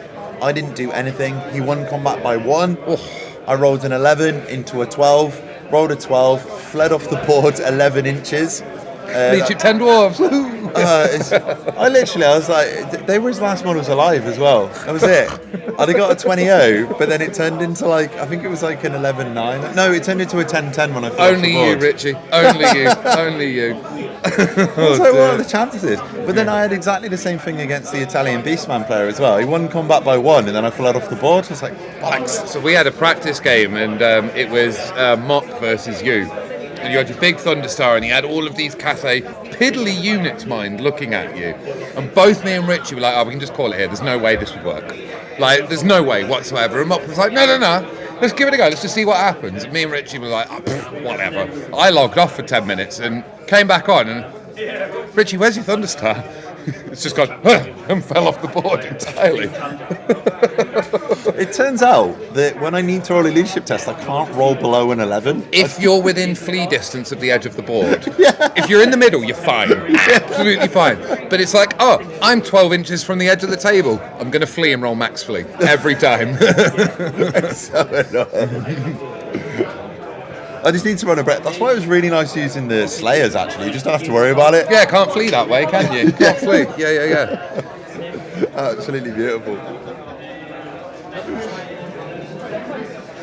So I'm not sure if we caught it. There's some stuff going on in the corner there. It looks like Spider Riders are doing some fun stuff. What's going on in the corner there? So one unit's blocking the chaos spawn from being able to turn. Right. The other one is on the banter. Okay. So this should be difficult to shift to the second unit to try and guarantee that. Glorious. Sacrifice 200 points of wolves. It's worth. Yeah, so there is a unit of wolves, which are the spiders, which are blocking a spawn from being able to turn and being able to get into that combat, which is pretty sneaky. Yeah, and that's, for you guys watching at home, that's in the bottom left corner of your screen going on there. Yeah. No, it's fine, because all dwarves are going to get absolutely broken in the next edition it's in. I've sent my grievances over, they've got my Damos Cron, it's happening. Was your grievances, did it also have £1,000 in cash with JT Wides on the name? Jesus. Oh, Langley, that's some heretical speech right there, sir. You take that back. What, he breaks all the good stuff? No, he says this is why we don't let Richie talk to G-Dubs, the Dawi representative. Well, they just nerf everything I use anyway. They do. So can you start running cafe, please? Yeah, the Shigengans do need to be sorted out a little bit, to be fair. Right, I'm going to love you and leave you, Richie. You have a lovely stream. Yeah, no, I hope the game goes wonderfully. Yeah, cheers, man. Do you want to send Dave back if you can see him? I will send Dave back. I need a wee. Right, see you guys. Bye, chat. Yeah. Cheers, Tom. Thank you very much, mate. How is everybody doing in the chat on this fine Sunday morning or evening, wherever you are in the world?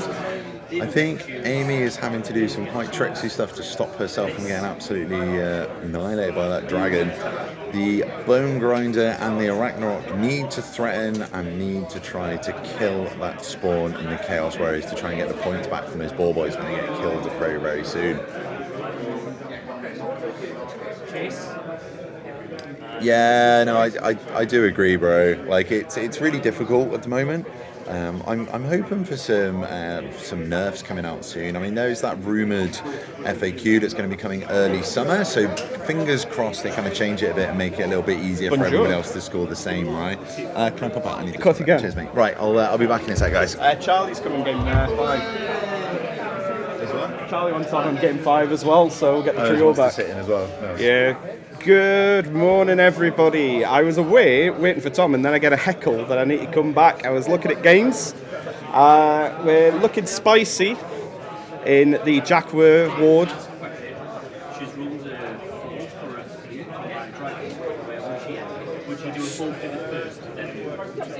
I'll just be 2 seconds. I've got a rules inquiry on the table, so we will live stream and just leave it going.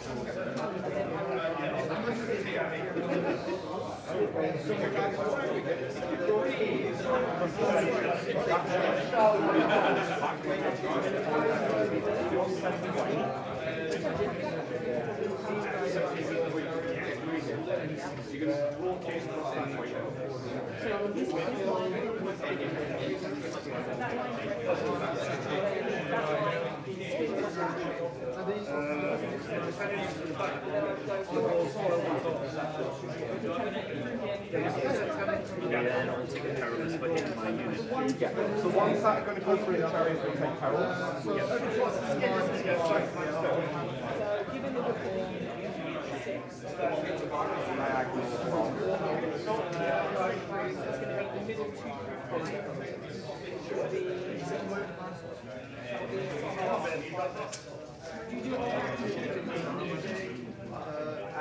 Characters individually, it's like a danger train check. Whoa. Right, I'm back. Right, so I think Dave is just getting a bit of a rules query, I think. Sorry about that. That was a tight one. It was a spectacular set of rolling there to make a really, really awkward situation there. So the ball boys have failed their terror check from the dragon and are fleeing. Amy then proceeded to roll a total of 4, including Swift Stride, which is, once again, very impressive. However, based on the location of the combat into the Wolf Rider, they are going to bounce through everything, take 6 perils checks, and push themselves through that combat. It's 2 fails, not too bad. So now it does sort of protect them from that dragon charge. It's going to be They a hell are of a way. now secret and safe from that dragon They are for another secret and turn. safe. The challenge being where the dragon wants to go now if he redirects. Probably into that goblin hero. No, because it's going to crash into the chariot. The chariot's going to deck that goblin hero on its own. Let me see what he's got. I don't think there's anything else that you can redirect into, though. It's that arc into the bone grinder. Can it see? Amy, actually, we'll let them because they need to see it on the table first before. It's well, we don't want to say anything. Is it the dangerous? Are you just no? It's options. So as soon as you resolve and make your decisions, were you in arc of the bone grinder? No. Yeah. Specifically to the Yeah. Look, I'm already losing things. Cool. This is the exact prediction of the game. It's what does that dragon do? Yes. So sorry about that. Sometimes we do get called into these situations. So as they say, we had some bow boys, and the problem with Nomadic War has always been the second you take a terror check and you fail it, you are gone. Although that has saved him in this point. And good luck painting your Rangers. So you'll have to post some pictures of them. I can imagine they look awesome. And hello from England, anyway. Yeah, I mean, it's definitely saved him this turn. Coffee. Don't worry, boys. We've got another coffee to keep us alive. I think this is my 6th. Yeah, 6. 6 coffees in the morning. Breakfast of champions. Shepherd's warning. Streaming's warning. I think that goblin is going to get absolutely smushed up on that top objective. That goblin is going to have a sad, sad day. Yeah. Because I feel like that is 600 points of efficient points. Like, characters. don't worry, we'll get on the ale soon, mate. Don't More worry. coffee, Don't worry. Matthew. Don't worry. If we're not causing Richter scale True, mate. vibrations with these shaken legs by the end of this event, I'll be very surprised. We need more coffee. The bar is now open, but we'll have a pint after lunch. Some of us are responsible driving men, so we will not have more than that. Yeah, I know, right? That is the problem. Well, to be fair, so for the third game, I believe that Charlie is actually going to come sit with us. Charlie is coming to join us. So the vampire himself is going to help us commentate on the next one. Dawi, Grobi and the Count. Considering But yeah, as described by Charlie himself, you have seen the ultimate display of Mop Ward luck. He is called Jack Ward Save in the team for a reason.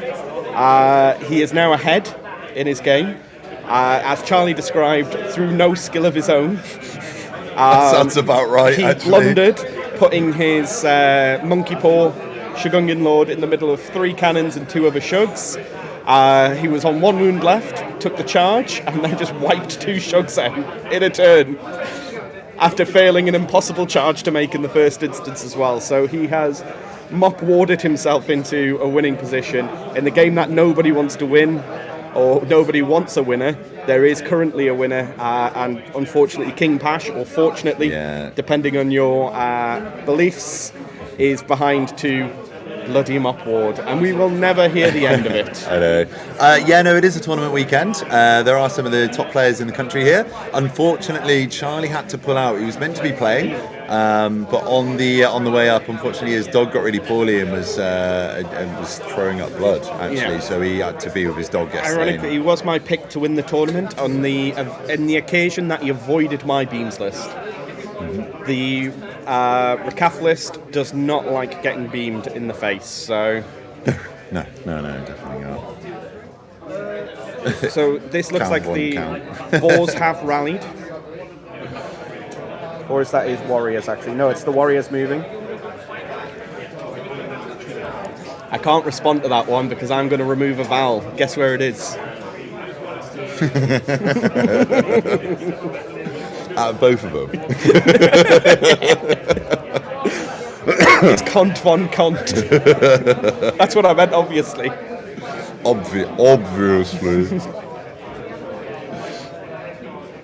So, sorry about Like the a flicker, strange everyone. I do apologise. it's probably our shaking knees at this point. We're causing ourselves now. I did do you know what's really annoying? I did specifically buy like really expensive cables for this as well, and a new camera. So annoying. So obviously, Richard After Dark knows that these cables are binary, so they work or they don't work, and it's clearly not the cable that's causing the problem. He's a clever man. He would know that, so it's not why he's bought the cables. It's got to be something. Yeah, no matter what. Also, Amy always has a great time. Like, she loves it. It's one of those. It's another one of those sort of 3-2 lists. It's got matchups it can win and dominate in, and then sometimes somebody just puts a dragon and they get a little bit scared. Typical orcs running away, as Mark Langley will very well know, with these cowardly back orcs. Sometimes you just don't want to fight. They're not goblins, they're not brave. It's definitely one of the more fun armies, to be honest, I think. Although, I think any Orcs and Goblins army, once you remove the fanatics, is really fun. It is, but it's also bad, is the problem. I'd like to... I always sort of say, if you want to change something in a list and you don't like it, you need to change other things as well to replace that. Orcs and Goblins are reasonably competitive as a list. They're in that sort of 4-1, that they can win an event, but they need luck to get there. You replace the Fanatics, so you reduce what the Fanatics do. There's not much left there. The Wyverns aren't great, they're okay. You just lack offensive output to dictate the game, and you just get bullied without them. Cheers, Mark. Thank you very much, mate. Thank you. Unfortunately, yes. She hasn't really got the tools to be able to deal with them. I mean, to be honest, the Arachnarok couldn't kill 10 Forsaken, so it's really going to struggle to punch through them, unfortunately.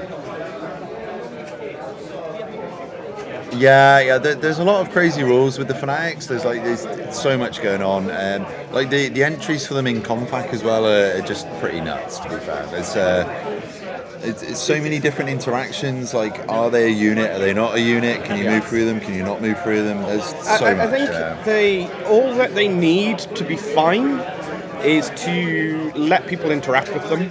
If you want to shoot them, crack on. If they're getting in your way, you can just shoot them, puts your plinky shots into them to get rid of them.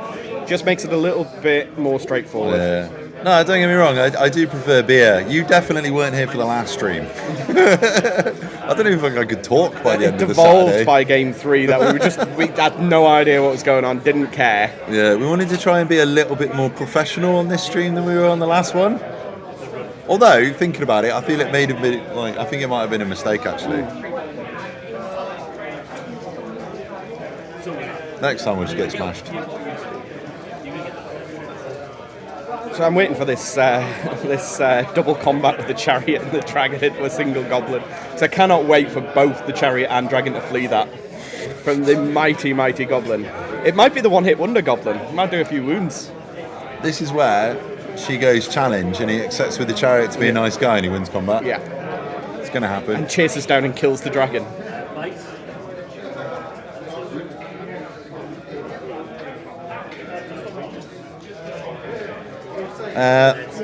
So the movement shenanigans you can do with them are absolutely insane. With the Rakaf anyway, like that thing can move so much further than you ever anticipate, and it goes really wide and it just cages you in. There's two answers to that, really. So the Rakaf, or the double blob, wins games 13-14-0, but at a tournament, people will often try to push it to try and get score themselves because they need to score to keep up with the rest of the pack. But even then, 13-14s, once you get into games 4 and 5, the top players are playing into each other, their games get tighter and you start to catch up. Rakaf is one of those lists that day 1 it will score 60. It will catch something, and there's always slight issues with list design that people have, like Null, you have the engineers and then the immune to psychology, it charges that one, can't get away, and then it just starts going wild with the Rakaf. Things like giant spawns, mangler squigs, there's always some immune to psychology that it can take advantage of. So yeah, that's where they do well. And then late game is if you've got an army that your opponent cannot touch.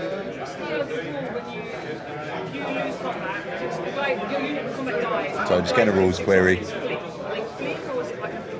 It's a panic. So it depends if you're over half unit strength or not. Yeah. It's panic from nearest enemy. Did you only do that because Steve said about it yesterday?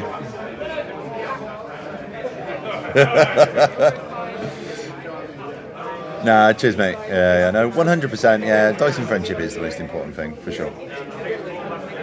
And I really appreciate it. And really, victory. And victory, yeah. And the souls and lamentations of your enemy's women. Thank you so much. Really appreciate it. I'm just glad that people are enjoying it. Like we do this. We don't get paid to do this. We do this just for the enjoyment of the community. I got a breakfast out of it this morning. You did get a breakfast. I got a free to breakfast. be fair, I did also get a breakfast out of it. So I got paid in bacon. That's how it's done. Yeah. So we just do this so the community can actually see some tournament games anyway. So hopefully people are enjoying it. And it mainly started because I couldn't get a ticket to Forgotten of 3, so I was like, bugger it, I'll stream it with you. Yeah. And then it worked. I should have winning this one. Oh, have you got it? We need an update. I'll go have a look. Yeah, I'll go find out. Right, so it's potentially either Mop is beating Pash or he's beating him. He just come over and was like, Pash isn't winning this event, so we'll find out what's going on. Yeah, Slayer Cult does definitely need. I'm really annoyed with Slayer Cult. Like, if they'd have just had some of the rules from the Storm of Chaos book, they would have been absolutely fine. Like a 2d6 pre-game move, a 5-up ward from shooting damage, and then potentially being able to upgrade your characters to be Skaven Slayers, so they get an extra amount of attacks. Like they get double attacks for every model they're in base contact with, stuff like that. Then they would have been really, really good. But GW were just really lazy with them. I can't forgive Games Workshop for what they did to the Slayers. It's really, really annoying. Oh yeah, no, it definitely does. It definitely does. I know, Wild. He's doing a great job. The funniest thing is, he was actually out in the nightclubs in Newcastle on Friday night till I think 5:30 in the morning, and then still managed to almost max score yesterday. Crazy, absolutely crazy.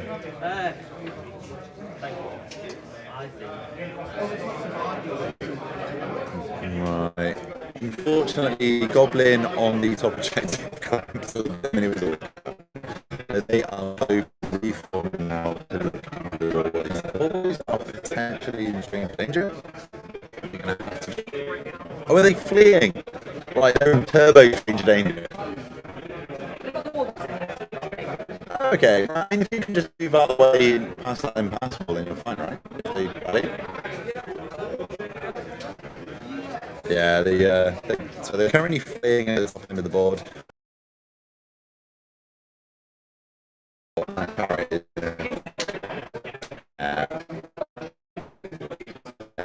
Dragon has turned around, going after the other chariot, and the Ragnarok is going into the spawn, which I don't know. I don't know how much damage it can do.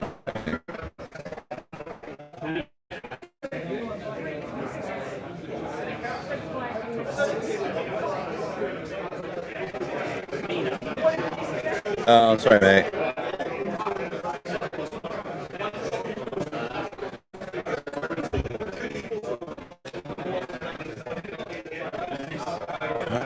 Sorry, everyone.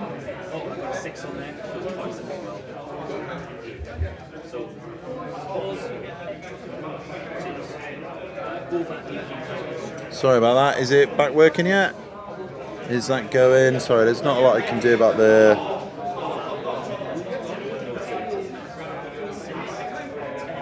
Right, is that working, everybody? Can everybody hear me? Can everybody see me? Is that working? The internet is absolutely terrible in this hotel, really annoyingly. It kind of keeps just kind of lagging around. It's probably somebody watching porn upstairs, right? Right, we're back now? Okay, we're good. Nice, awesome. Sweet. It was really annoying. So for the third stream last night, it literally kicked me out of the internet, and then because it kicked out, the stream had failed with all of the audio, so now I have to start a new one, which was really annoying because I couldn't reconnect properly with the audio, which is It probably was Games Workshop. Definitely was. The sneaky Grobi, that's what it was. So we're just trying to get news now on Pash's game into MOP. Has the current UK Masters been beaten by one of the current world champions? Has that happened?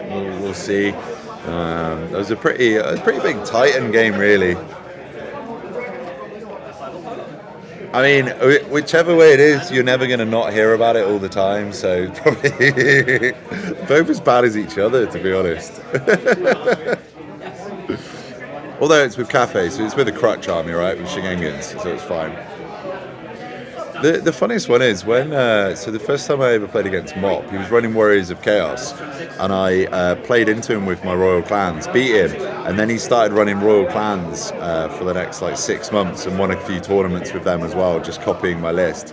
And then as soon as we got smashed, he then started to play Vampires, then he's gone on to Shigengans. So unfortunately, he's got a bit of a taste for the power gaming now, which is a shame. Amy, what turn are we on?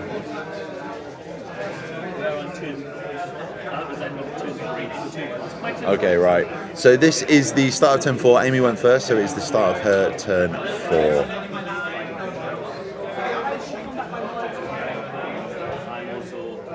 So it looks like she's going to have to rally those ball boys at the top, and then I think they're just working out the combat res now from the Arachnarok now.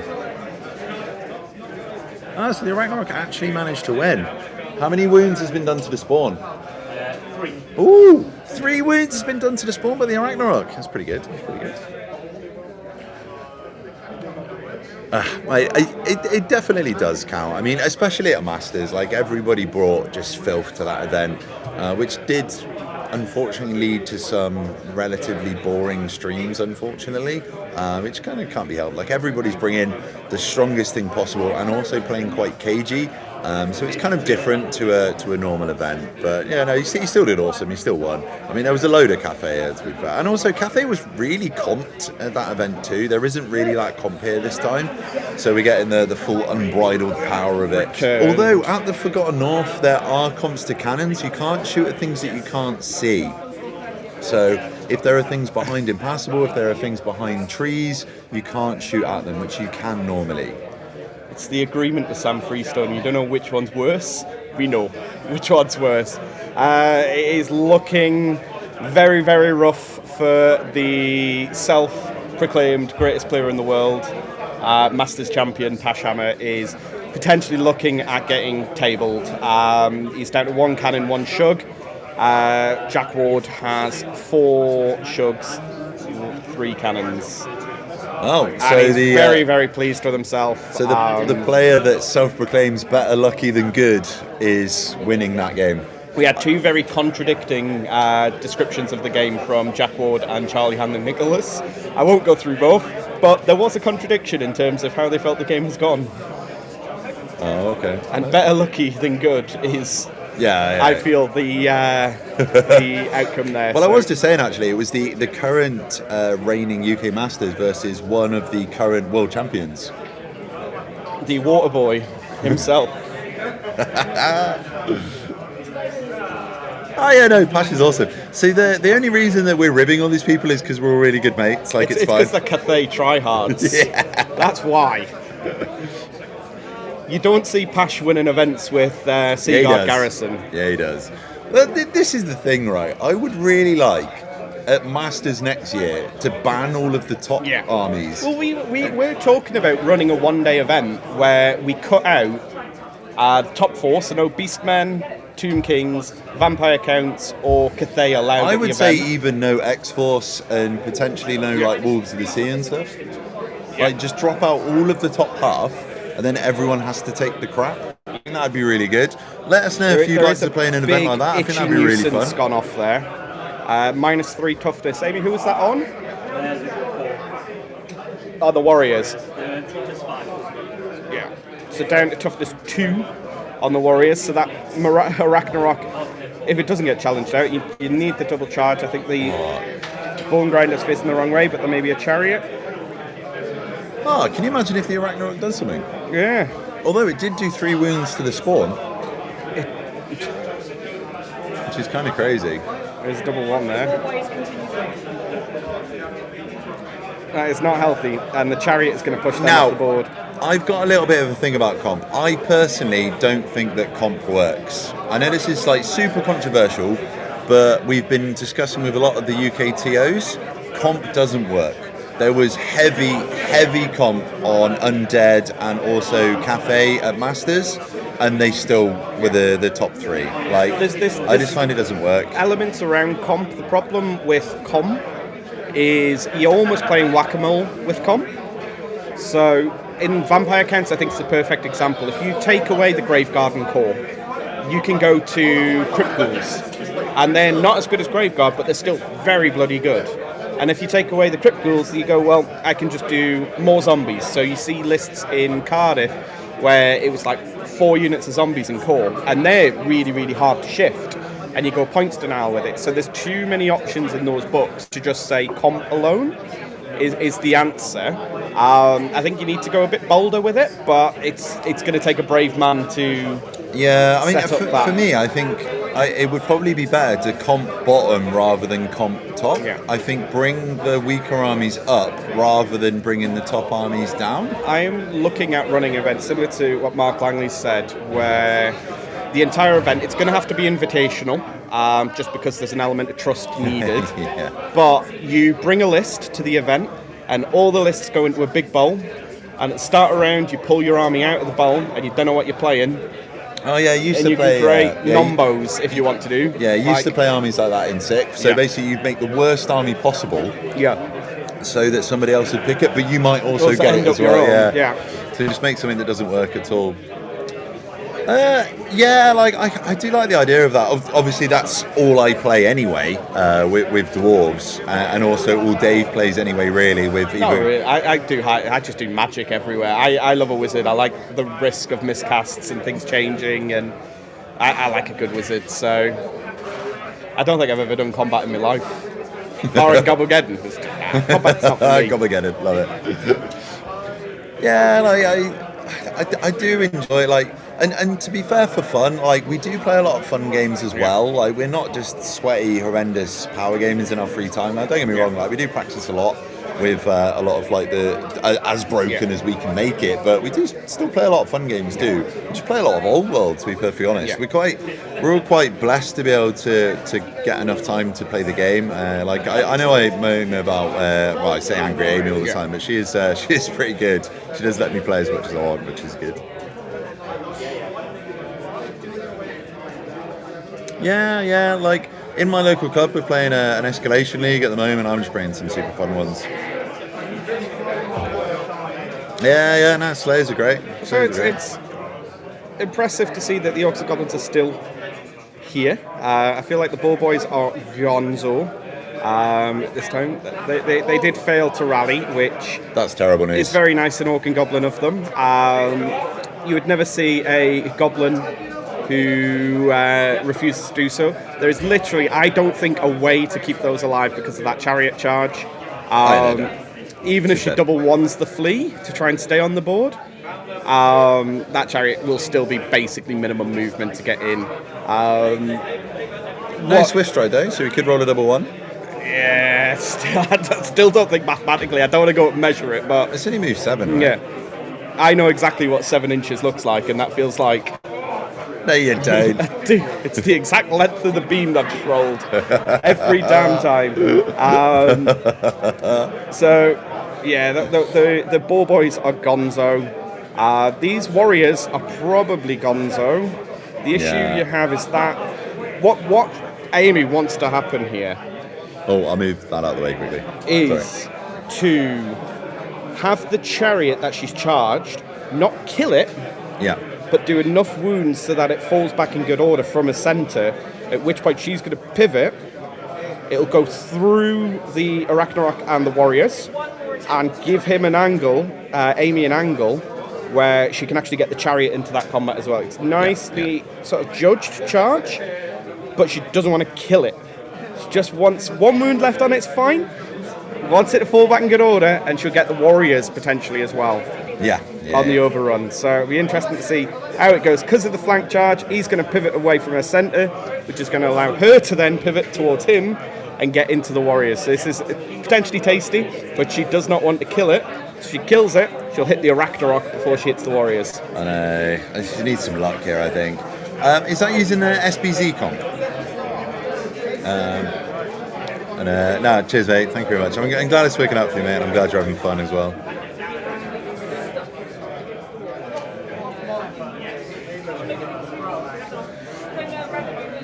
The problem that you get with if you just comp the Shugs, the Cannons and Wild Herds, then the Undead just rise. So then you've got to... The issue with comping the top is where do you stop? This is the issue, because then wherever you stop, then another one just rises to the top and then becomes the oppressive army, which I feel is kind of where Games Workshop are kind of struggling. And they've always struggled, right? They struggle with 40k, they struggle with getting the balance for most of their games right? Because they'll bring the top down and then something else will ride to the top, and then they moan about that one for a certain amount of time. And I'm just not sure. Like, I think bringing down the top but also rising the bottom up as well, I think it's just different, I think. I think for me personally, like, I would want to look at rising, so working out where the weaker armies are struggling and then potentially trying to help the weaker armies up to the similar power level as the top. That's what I would try to do. It's like, cool, Cathay have got their thing, right? Cathay fire cannons twice. Okay, whatever. What can you do to elves, for instance, to bring them up so they could potentially survive that?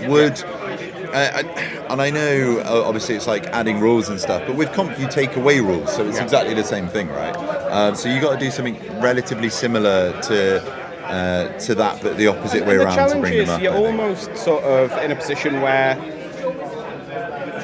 the problem with the conversation around comp is a lot of people think of it from their own perspective as to what they find fun. We're all biased, right? This is the problem. We have our own biases about what we think is fun and how people approach the game. So you've got players like Charlie and Jack Ward and Pash who want to take the most powerful list and do as well as they can with it. You've got somebody like myself who I want to win the event and play with a powerful list, but I want every element of juice within a weaker list and do something different and counter meta and try to catch them all out. So everybody's got their own different... Yeah, so something interesting as well. So I was talking to a couple of TOs about this the other day, and I personally think that Old World is really balanced for like home games. It's super balanced. It's only in tournament when you start getting the sweat that it becomes hyper unbalanced, right? But you're playing the home games, you're having fun. And another thing as well, I found all of the grand armies are actually really quite well balanced against each other. Obviously Cathay is a bit better, but there's always going to be one that's better, right? It's the arcane journals that have kind of unbalanced the game, I feel. So it's actually quite interesting that all the grand armies are relatively similar. Yeah, like elves get always strikes first.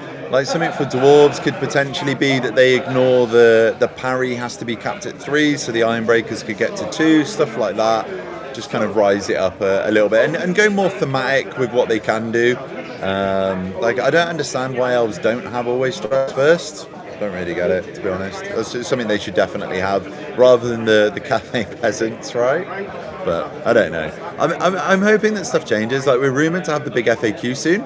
So if we can get a massive FAQ, hopefully brings a load of new life into the game. Don't get me wrong, like, the game's still fun. We all love the game, right? Like, you're sat here watching this, I'm sat here just watching all these games. Like, I absolutely love it. Like, I designate all of my free time to this game. I do love it. I just think that it'd be quite nice if we could get a little bit more balance in, so that more people could enjoy more, like, playing more of their armies. That's the thing. And we just want everyone to have a good time, right? At the end of the day, it's a game. You should be playing this for fun and to crush your enemies at the same time as well, I think. Right, so Dave is over giving a rules query. I think that they have potentially tried to challenge out the Arachnarok to try and limit the amount of damage in. So I think they're just trying to see what's going to be happening in that scenario. But I'll get the lowdown from Dave in a second. So what was going on with that, mate? So it's just resolving a rejected challenge whilst in the flank as to where the character would actually go. Because traditionally, they need to retire from the fighting rank. Because she's in the flank, and I know this is something that's potentially changing, the second rank is a fighting rank where the character was. It was which character can Amy move out? And it is only an eligible character, so it was just the one character that could move. It's just the one, actually. It was just the one, actually. And it's where does that character go, which in the rules is it retires from the fighting rank. As she's in the flank, the first 2 ranks in the flank are the fighting ranks, so we'd move across to ironically still be in the front of the unit, because there's a great big spider in the side. I'd be scared of a big spider. I'd be pretty unimpressed if I had a giant spider in my flank. Ricky most certainly will, as he proved in Italy. Well, I ended up going to hospital with a giant spider. Well, tiny spider in my flank, actually. Couldn't handle it. Didn't even get superpowers. I know, it's rubbish. Not very good. No, nothing. Unfortunately. So, we're about to get into some sort of combat-y nonsense, and then we're about to see some ball boys run the hell away. Yeah, so the Ragnarok is going in. Put in a war boss into the flank of the chariot to try and save her ball boys. It could potentially do it, to be fair. It could. Like, those goblins are actually quite spicy. They are, but I don't... If it's not a character on a chariot, is it? Right. I can't remember the lists, but... He's managed to kill 2 so far, I believe.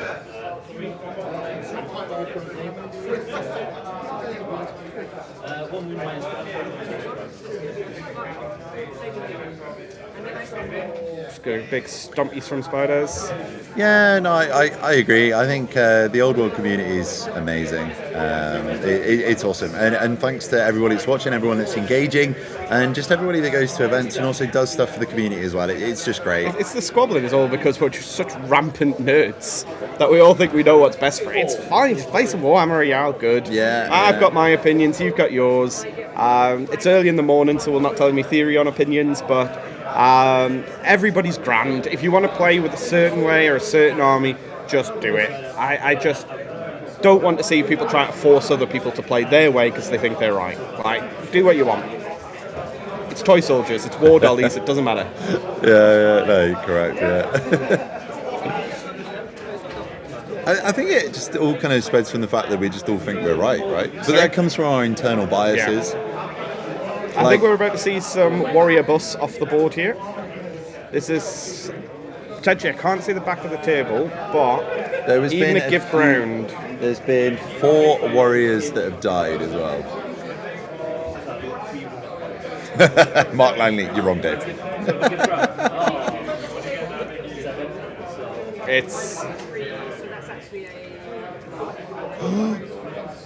We have lost a wizard bus. Oof, wizard bus off the board. That's big. That's big. That is a big one, but then it's going to get counted in a second because depending on this combat with the wolf into the chariot, we could be losing some ball boys as well. So it's a huge combat for Amy, which is going to turn the game on its head.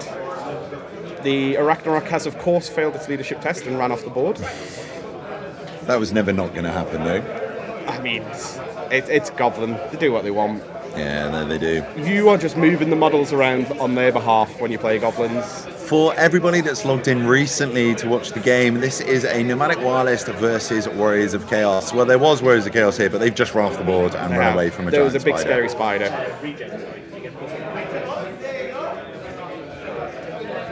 You are completely correct. Dawi are the best. 100%. Best army in the game. It's probably not true. To me, in the heart. In your beliefs, yeah. We're all allowed our own opinions. Apart from yours, because it's wrong. Yeah, probably. So, is this the chariot cover? Because this one's huge. This is the difference between... Oh, no. That's that one down there. So this is the chariot into the spawn. Yep. I think it's 1 wound into the spawn. Then the spawn has quite a few attacks coming into him, actually.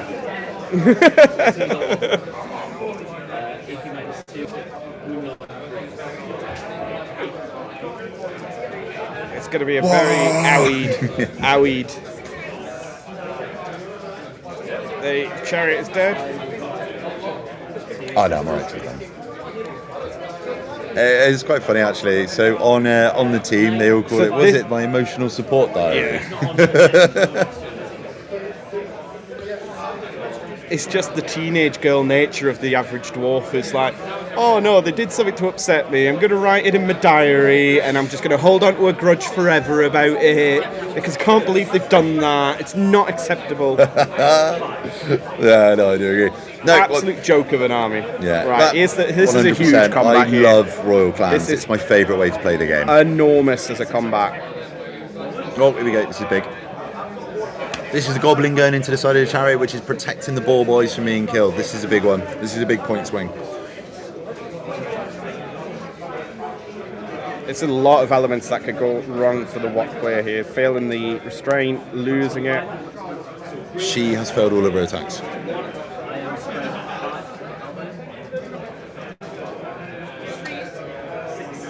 Wound.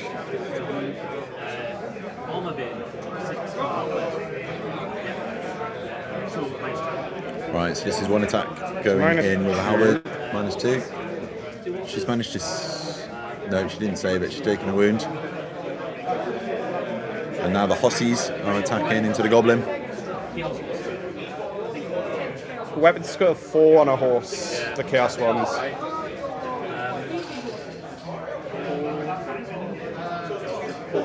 I don't understand why the weapon skill of a Chaos horse is better than a Thunder. They're fighty horses. Feels a bit weird. Fighty horses. What's the minimum number of beams to be effective in an Orc and Goblin list there? Oh, yeah, I'll get that one. As many beams as you can put in, mate. It depends on your build. I think you need a minimum of 2. I currently run 4. But depending, if you play square-based com, you can get 5 in, which is really, really good. But it depends on how you're designing the list. You can do it with Black Orcs, you can do it with Wyverns in there, which would determine it. It's just however many... Oh, has he failed his restraint? Oh, the Goblin has 1 because of the flank. That is massive. That the Goblin hero Goblin has saved a very large bus of ball riders.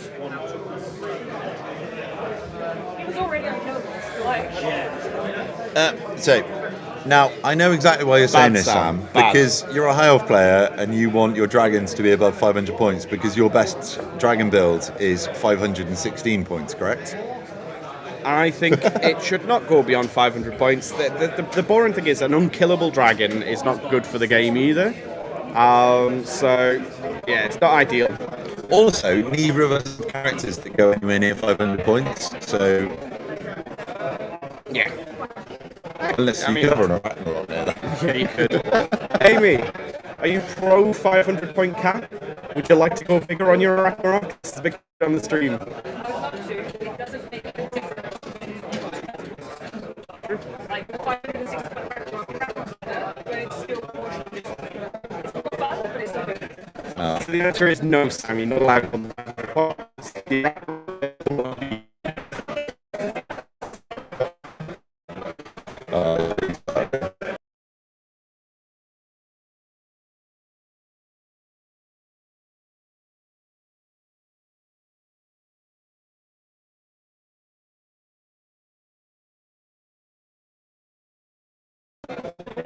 I'll do a sweep of the room while you try to get it. See what Sorry about this, everyone.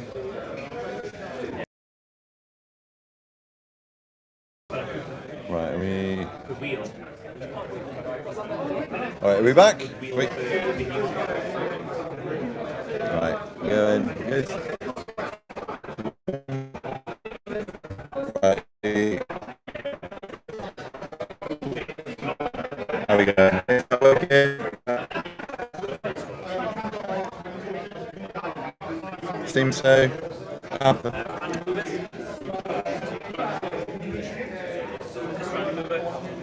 we back?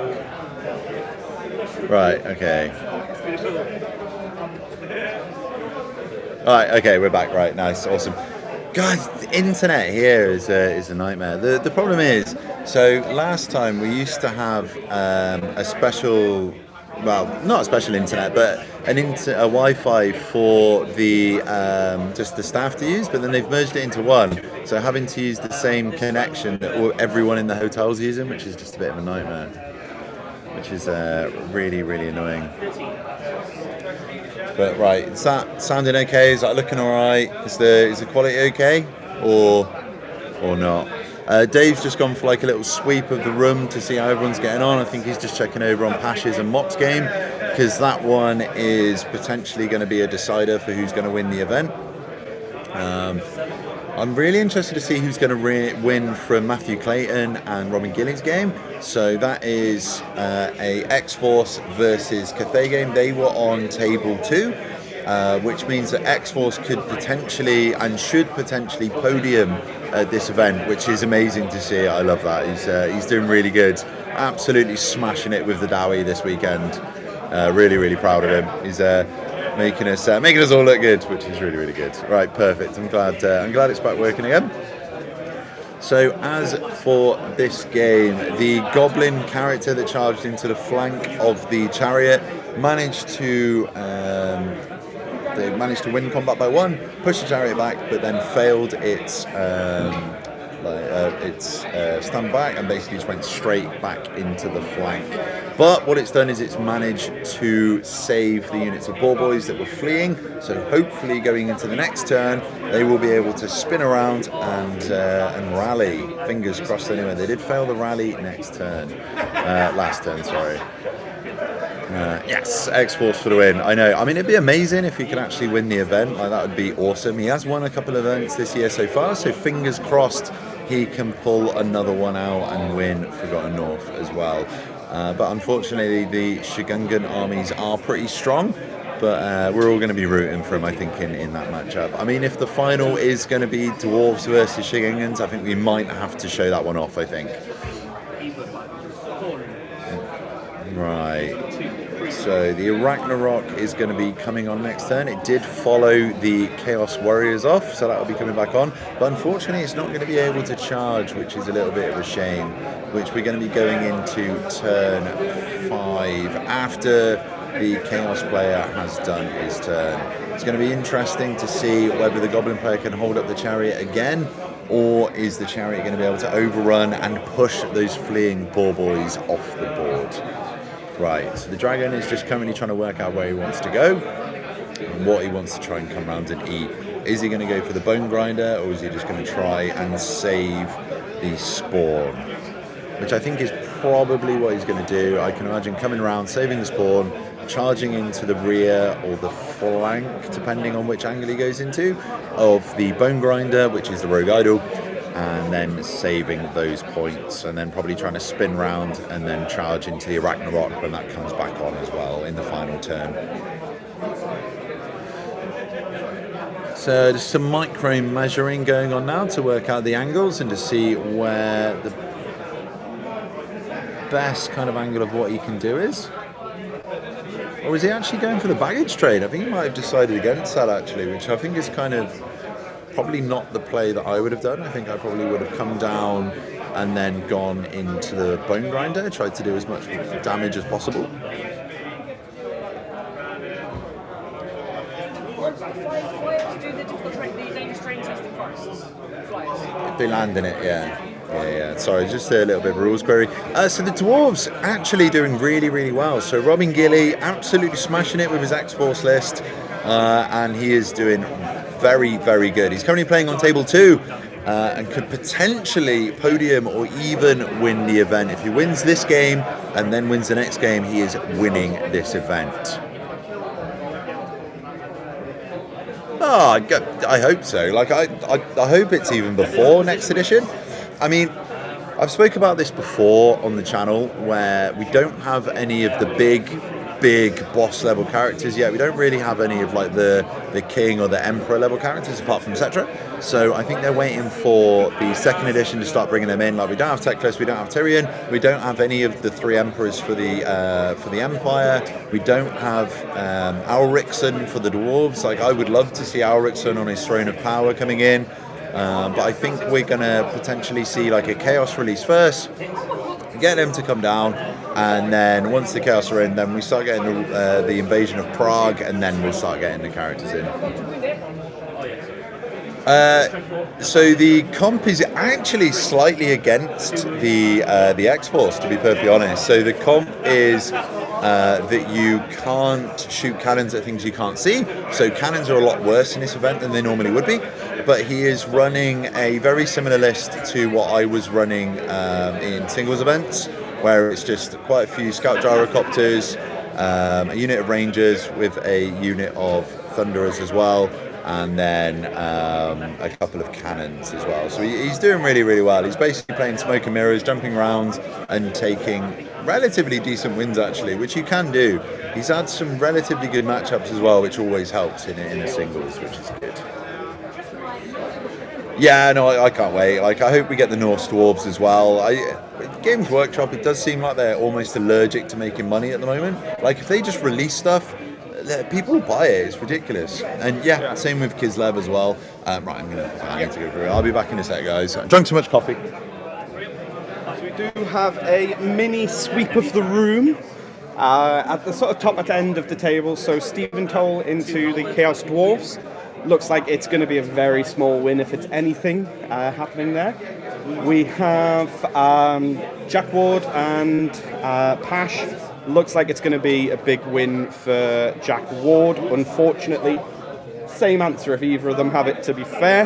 The Jack Toll game into the Bretonian Mirror. We have had a Green Knight kill a Baron with Cackling Blade in a single turn. Not the best of outcomes for the Duke there.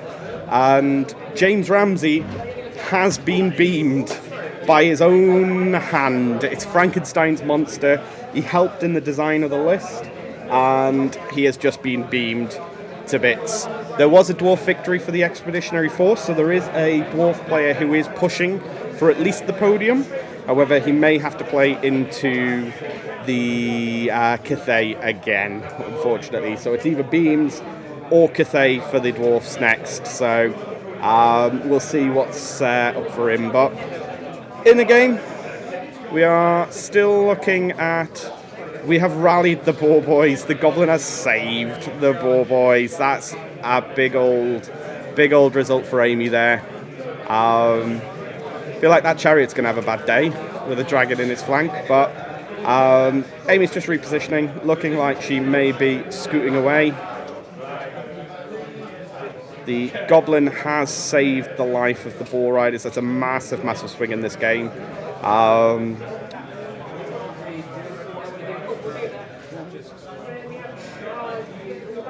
We did run through the lists at the start for you, Swablius, so if you swing back to the start of the stream, we run through both lists, but this is a Warriors of Chaos. It's a dragon with 2 wizards in a Warriors bus for the casting. With a gigantic spawn and a few Marauders and Chariots. Fairly balanced Warriors of Chaos list into a nomadic war list where there is an Ragnarok. Jumping back into the list, we can have a quick look through. So it is the Chaos Lord on Chaos Dragon with Favour of the Gods. Then we go into a Sorcerer Lord on foot, level 3, with the Scroller's Disruption, Favour of Gods, and Demonology, which is now dead. The Exalted Sorcerer on foot, level 2. Boar Boys rallied, by the way. Oh, the Boar Boys rallied, nice. Goblin saved them. Oh, nice. And then we got a unit of 18 Chaos Warriors, which fled off the board, unfortunately.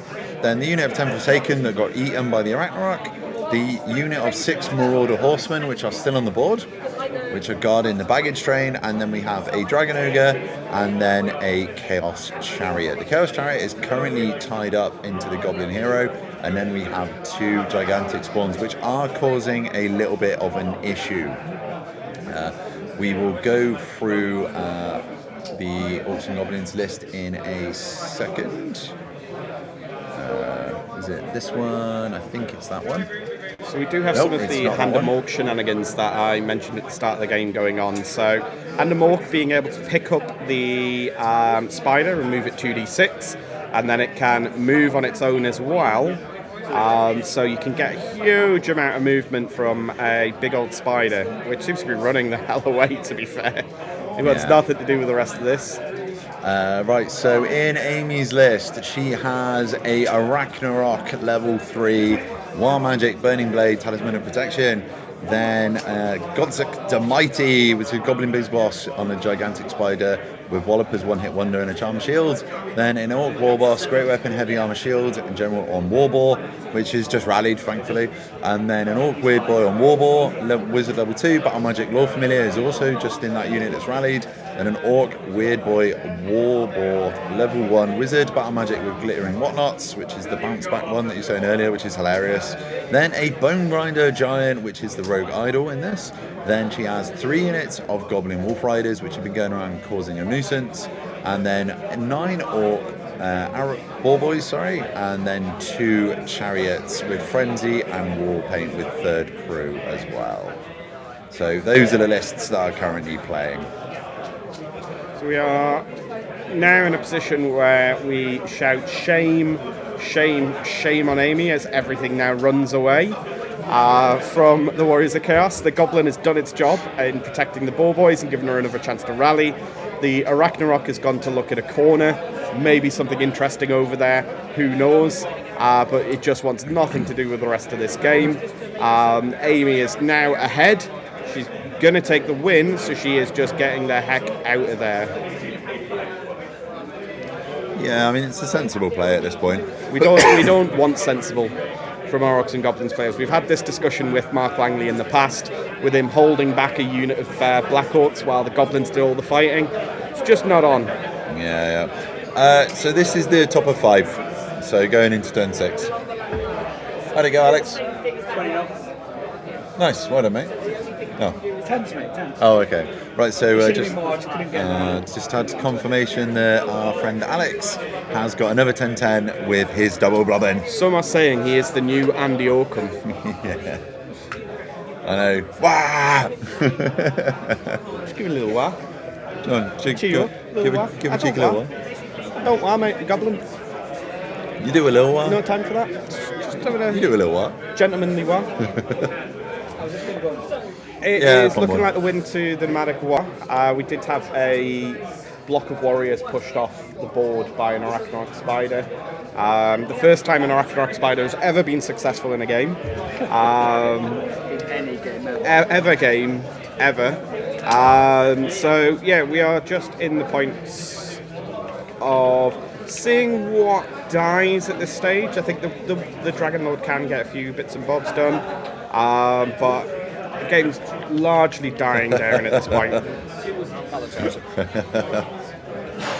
I was very disappointed with Amy's war earlier, actually. Amy did not have a great war. Good man.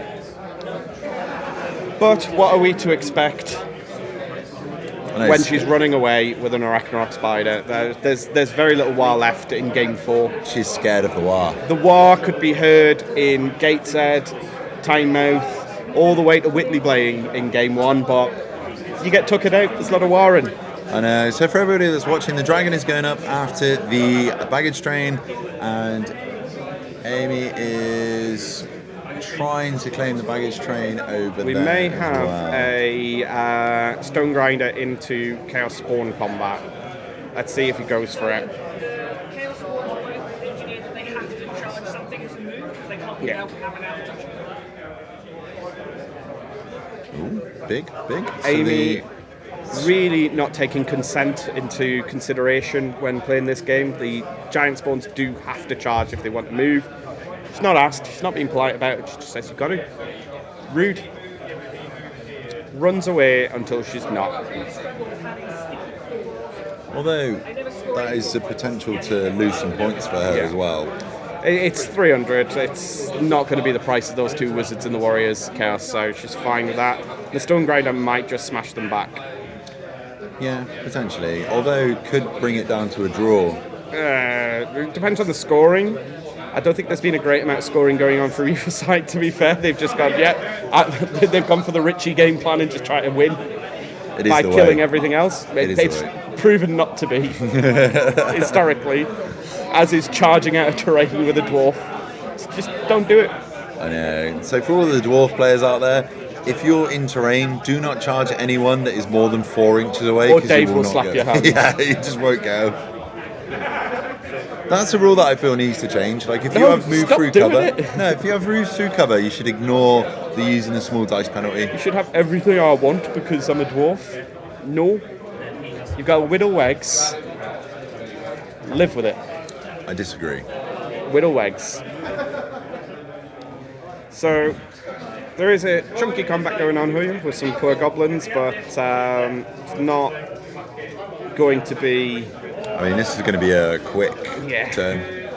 I think it's at the point of wrapping up now. It depends on if the spawns go in. The dragon is largely just going to be flapping in air at this stage.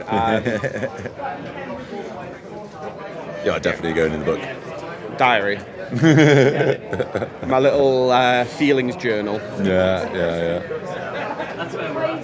Right, so I don't know if they're going to just talk it through. Oh, or they're Spawn's actually going gonna... in. Oh, is He's the Spawn going for in? it. Right, I think because they're on stream, I think he's decided to. I mean, he didn't have much of a choice. It was coming into him, or he was going into it, so at least he gets a point of initiative.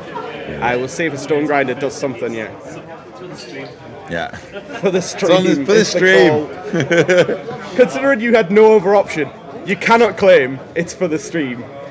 It's all for the stream? I don't know what you're on about. If it was for the stream, you would have let Amy charge and go first. Yeah, in the flank. So, we've got a few combats to roll out. Yeah, so the baggage train has been destroyed. The dragon has claimed some points. So he's past his dangerous. Let's see where he ends up going. What's he going to chase? The answer is nothing but air at the moment.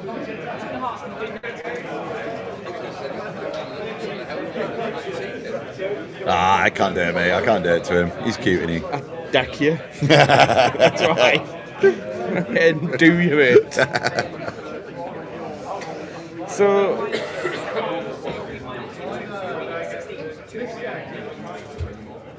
Are you trying to flame him? no, he's just trying to catch him. He might put a flame on him at one point, but he can't march to do it, so with arcane urgency, if that goes off at any point, those orcs are just going to be running away. Yeah, so we had quite a big go turn last turn. The Warriors of Chaos went off the board. The big unit of Orc Boys has basically just tried to run away. Warriors of Chaos player did not respect the combat output of an Arachnarok spider, which would combat by a couple into Yeah. I mean, 480 points into a itchy nuisance unit of warriors down to toughness 2. Yeah, they're just gonna It smash won them by out. 3 through all its attacks. Oh, toughness It's 1 in the toughness end. 1. Oh dear, that Arachnarok was heroic. But the Killing funny, 2 Warriors of Chaos and getting a flank. I mean, the funny thing in this game though is whenever they're actually touching each other, they're just taking off whole units Yeah. at a time. Apart from when the Arachnarok went into the Forsaken. Yeah, that that went on took for him a couple that of dragged, times. but every other combat. And it was only because the Stone Grinder came in the end that he actually finished it. But Yeah. we are looking at some combat prowess. Goblin Wolf Riders have gone. We'll be moving on to potentially the Chariot. Are we doing the Stone Grinder? Right, so there's 2 combats that are going to be happening. There is the Bone D6 Grinder attack. into the Spawn. So the Spawn gets to fight first. So he's got plus... He's going to fight. Right, so he's rolling his attacks down. So we got 1 hit and 1 wound. Oh, so that's 1 wound onto the Bone Grinder.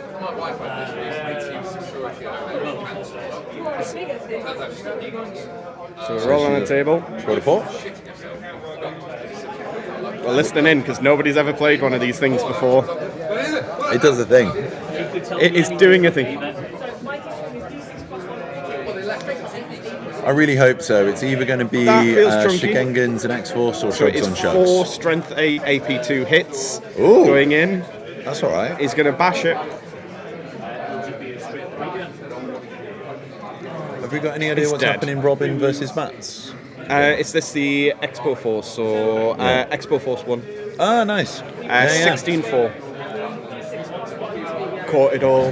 Yeah, nice. So Robin won. I think he's either going to be playing into Mop Ward with his Cathay for the 4th time in a row, or Andy Oakham into the beams. Andy is pushing that it might be Mop into beams, it might be Mop did not have a great experience at the beams. I pushed 2 of his Shigungans off the board the last time I played him with goblins. Powerful goblin combat, pushing Shigungans off boards. So yeah, we are just waiting for the draw. We've still got, where are we, 20 minutes Yeah, we've still got left in 20 the round? minutes left. I mean, this game's probably going to be over before the round finishes, and then we're going to be going for lunch, and then we'll be back streaming the final game. I think the vote for the top table for the final game won. Yeah. So if we stream the sweaty final Are game, you sure? If it's Cathay versus Cathay, should we stream the one that's got Robin in it? well I think Robin... Yeah, so yeah. We'll I stream think the Robin one.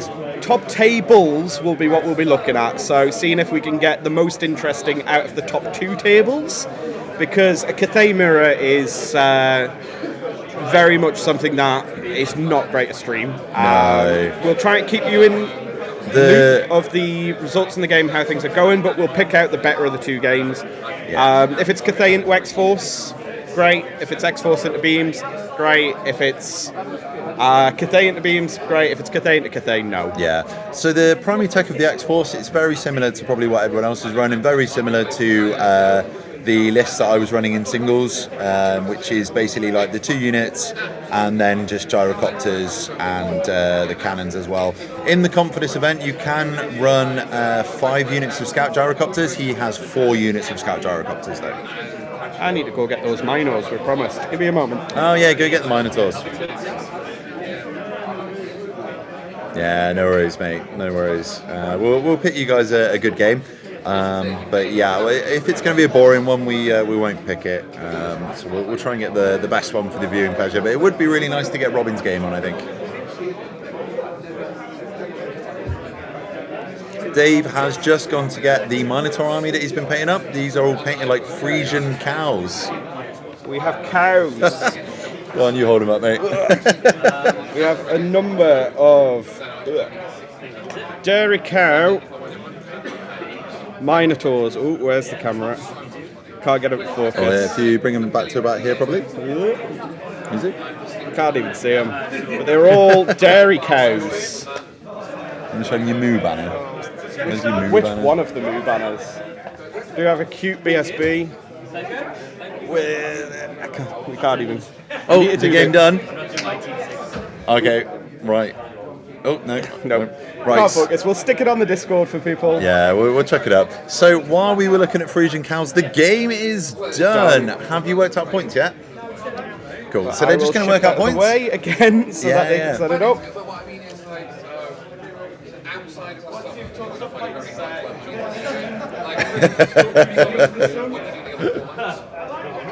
Yeah, so I think Amy has won.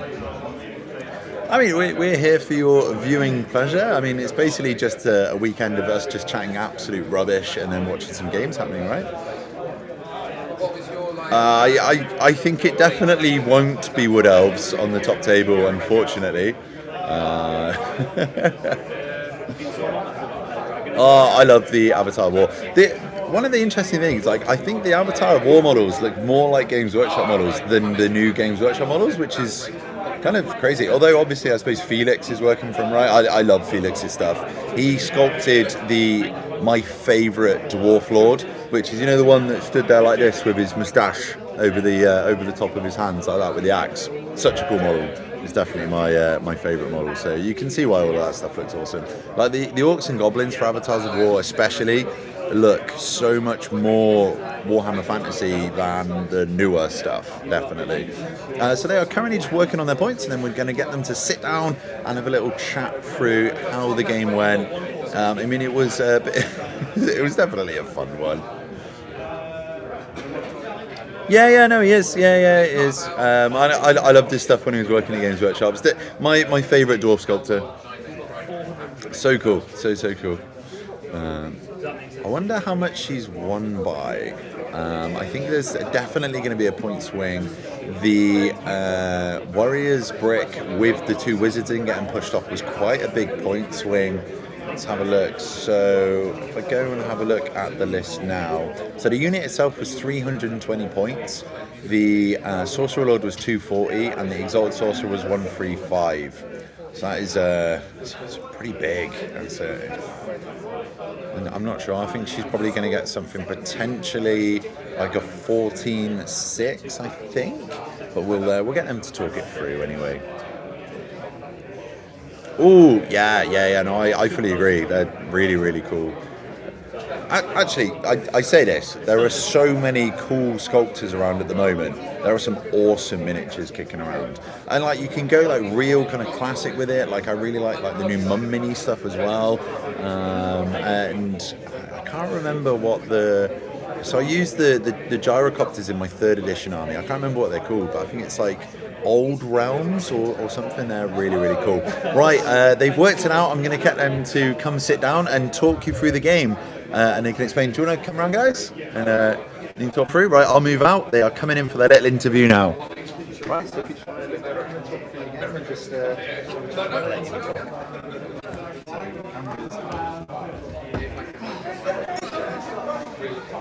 Hi guys, hi everyone. Thanks for watching, I guess. Would you like to start, Amy, since you were? Yeah, the Arachnarok played very tactically and hid behind lots of things. Yeah. And tried to stay out of anything that might touch it in combat. I think Amy's position was brilliant, especially with regards to my giant spawns. I've definitely learned a lot from the game and appreciate all the feedback I've received. The giant spawns are so annoying. I think one of the best movement is one of the most important parts. So having them able to do their random moves to clip anything, you have to put so much investment into slowing them down. Yeah, of course. And I think that I was banking on a flea at the end, and I think if they ran off the board, it would have been a lot closer. Oh, that traffic jam with the terror check was tragic. Yeah. Absolutely tragic. The fact I passed that last leadership test, I think, was the game, because the difference was 427. That unit's 550. Oh, so yeah. So that would have them going off the table. Don't rub it in. That's just made things worse. And yeah, thank you for everybody at the event. I really appreciate it, and the time that Dawi spent obviously setting up for everybody. Yeah. Yeah. So thank you very much. Is that okay? It was an awesome game to watch. Sorry. Right, I am back. Right. Thank you so much, everybody, for watching. I will be putting the next link up very, very soon. And we will be back probably in about an hour and a quarter, I think. But I'll get that link up now with the final game. We are going to be picking either the top table or the closest to the top table for the most interesting game. So thank you so much, everybody who's been watching and commentating. Really, really appreciate all of the support from everyone out there. So I hope you're enjoying your Sunday, and we will be back really soon. So take care, everyone, and I'll see you in about an hour. So rock and start, everyone. See you later. And yeah, we'll be back for some awesome games.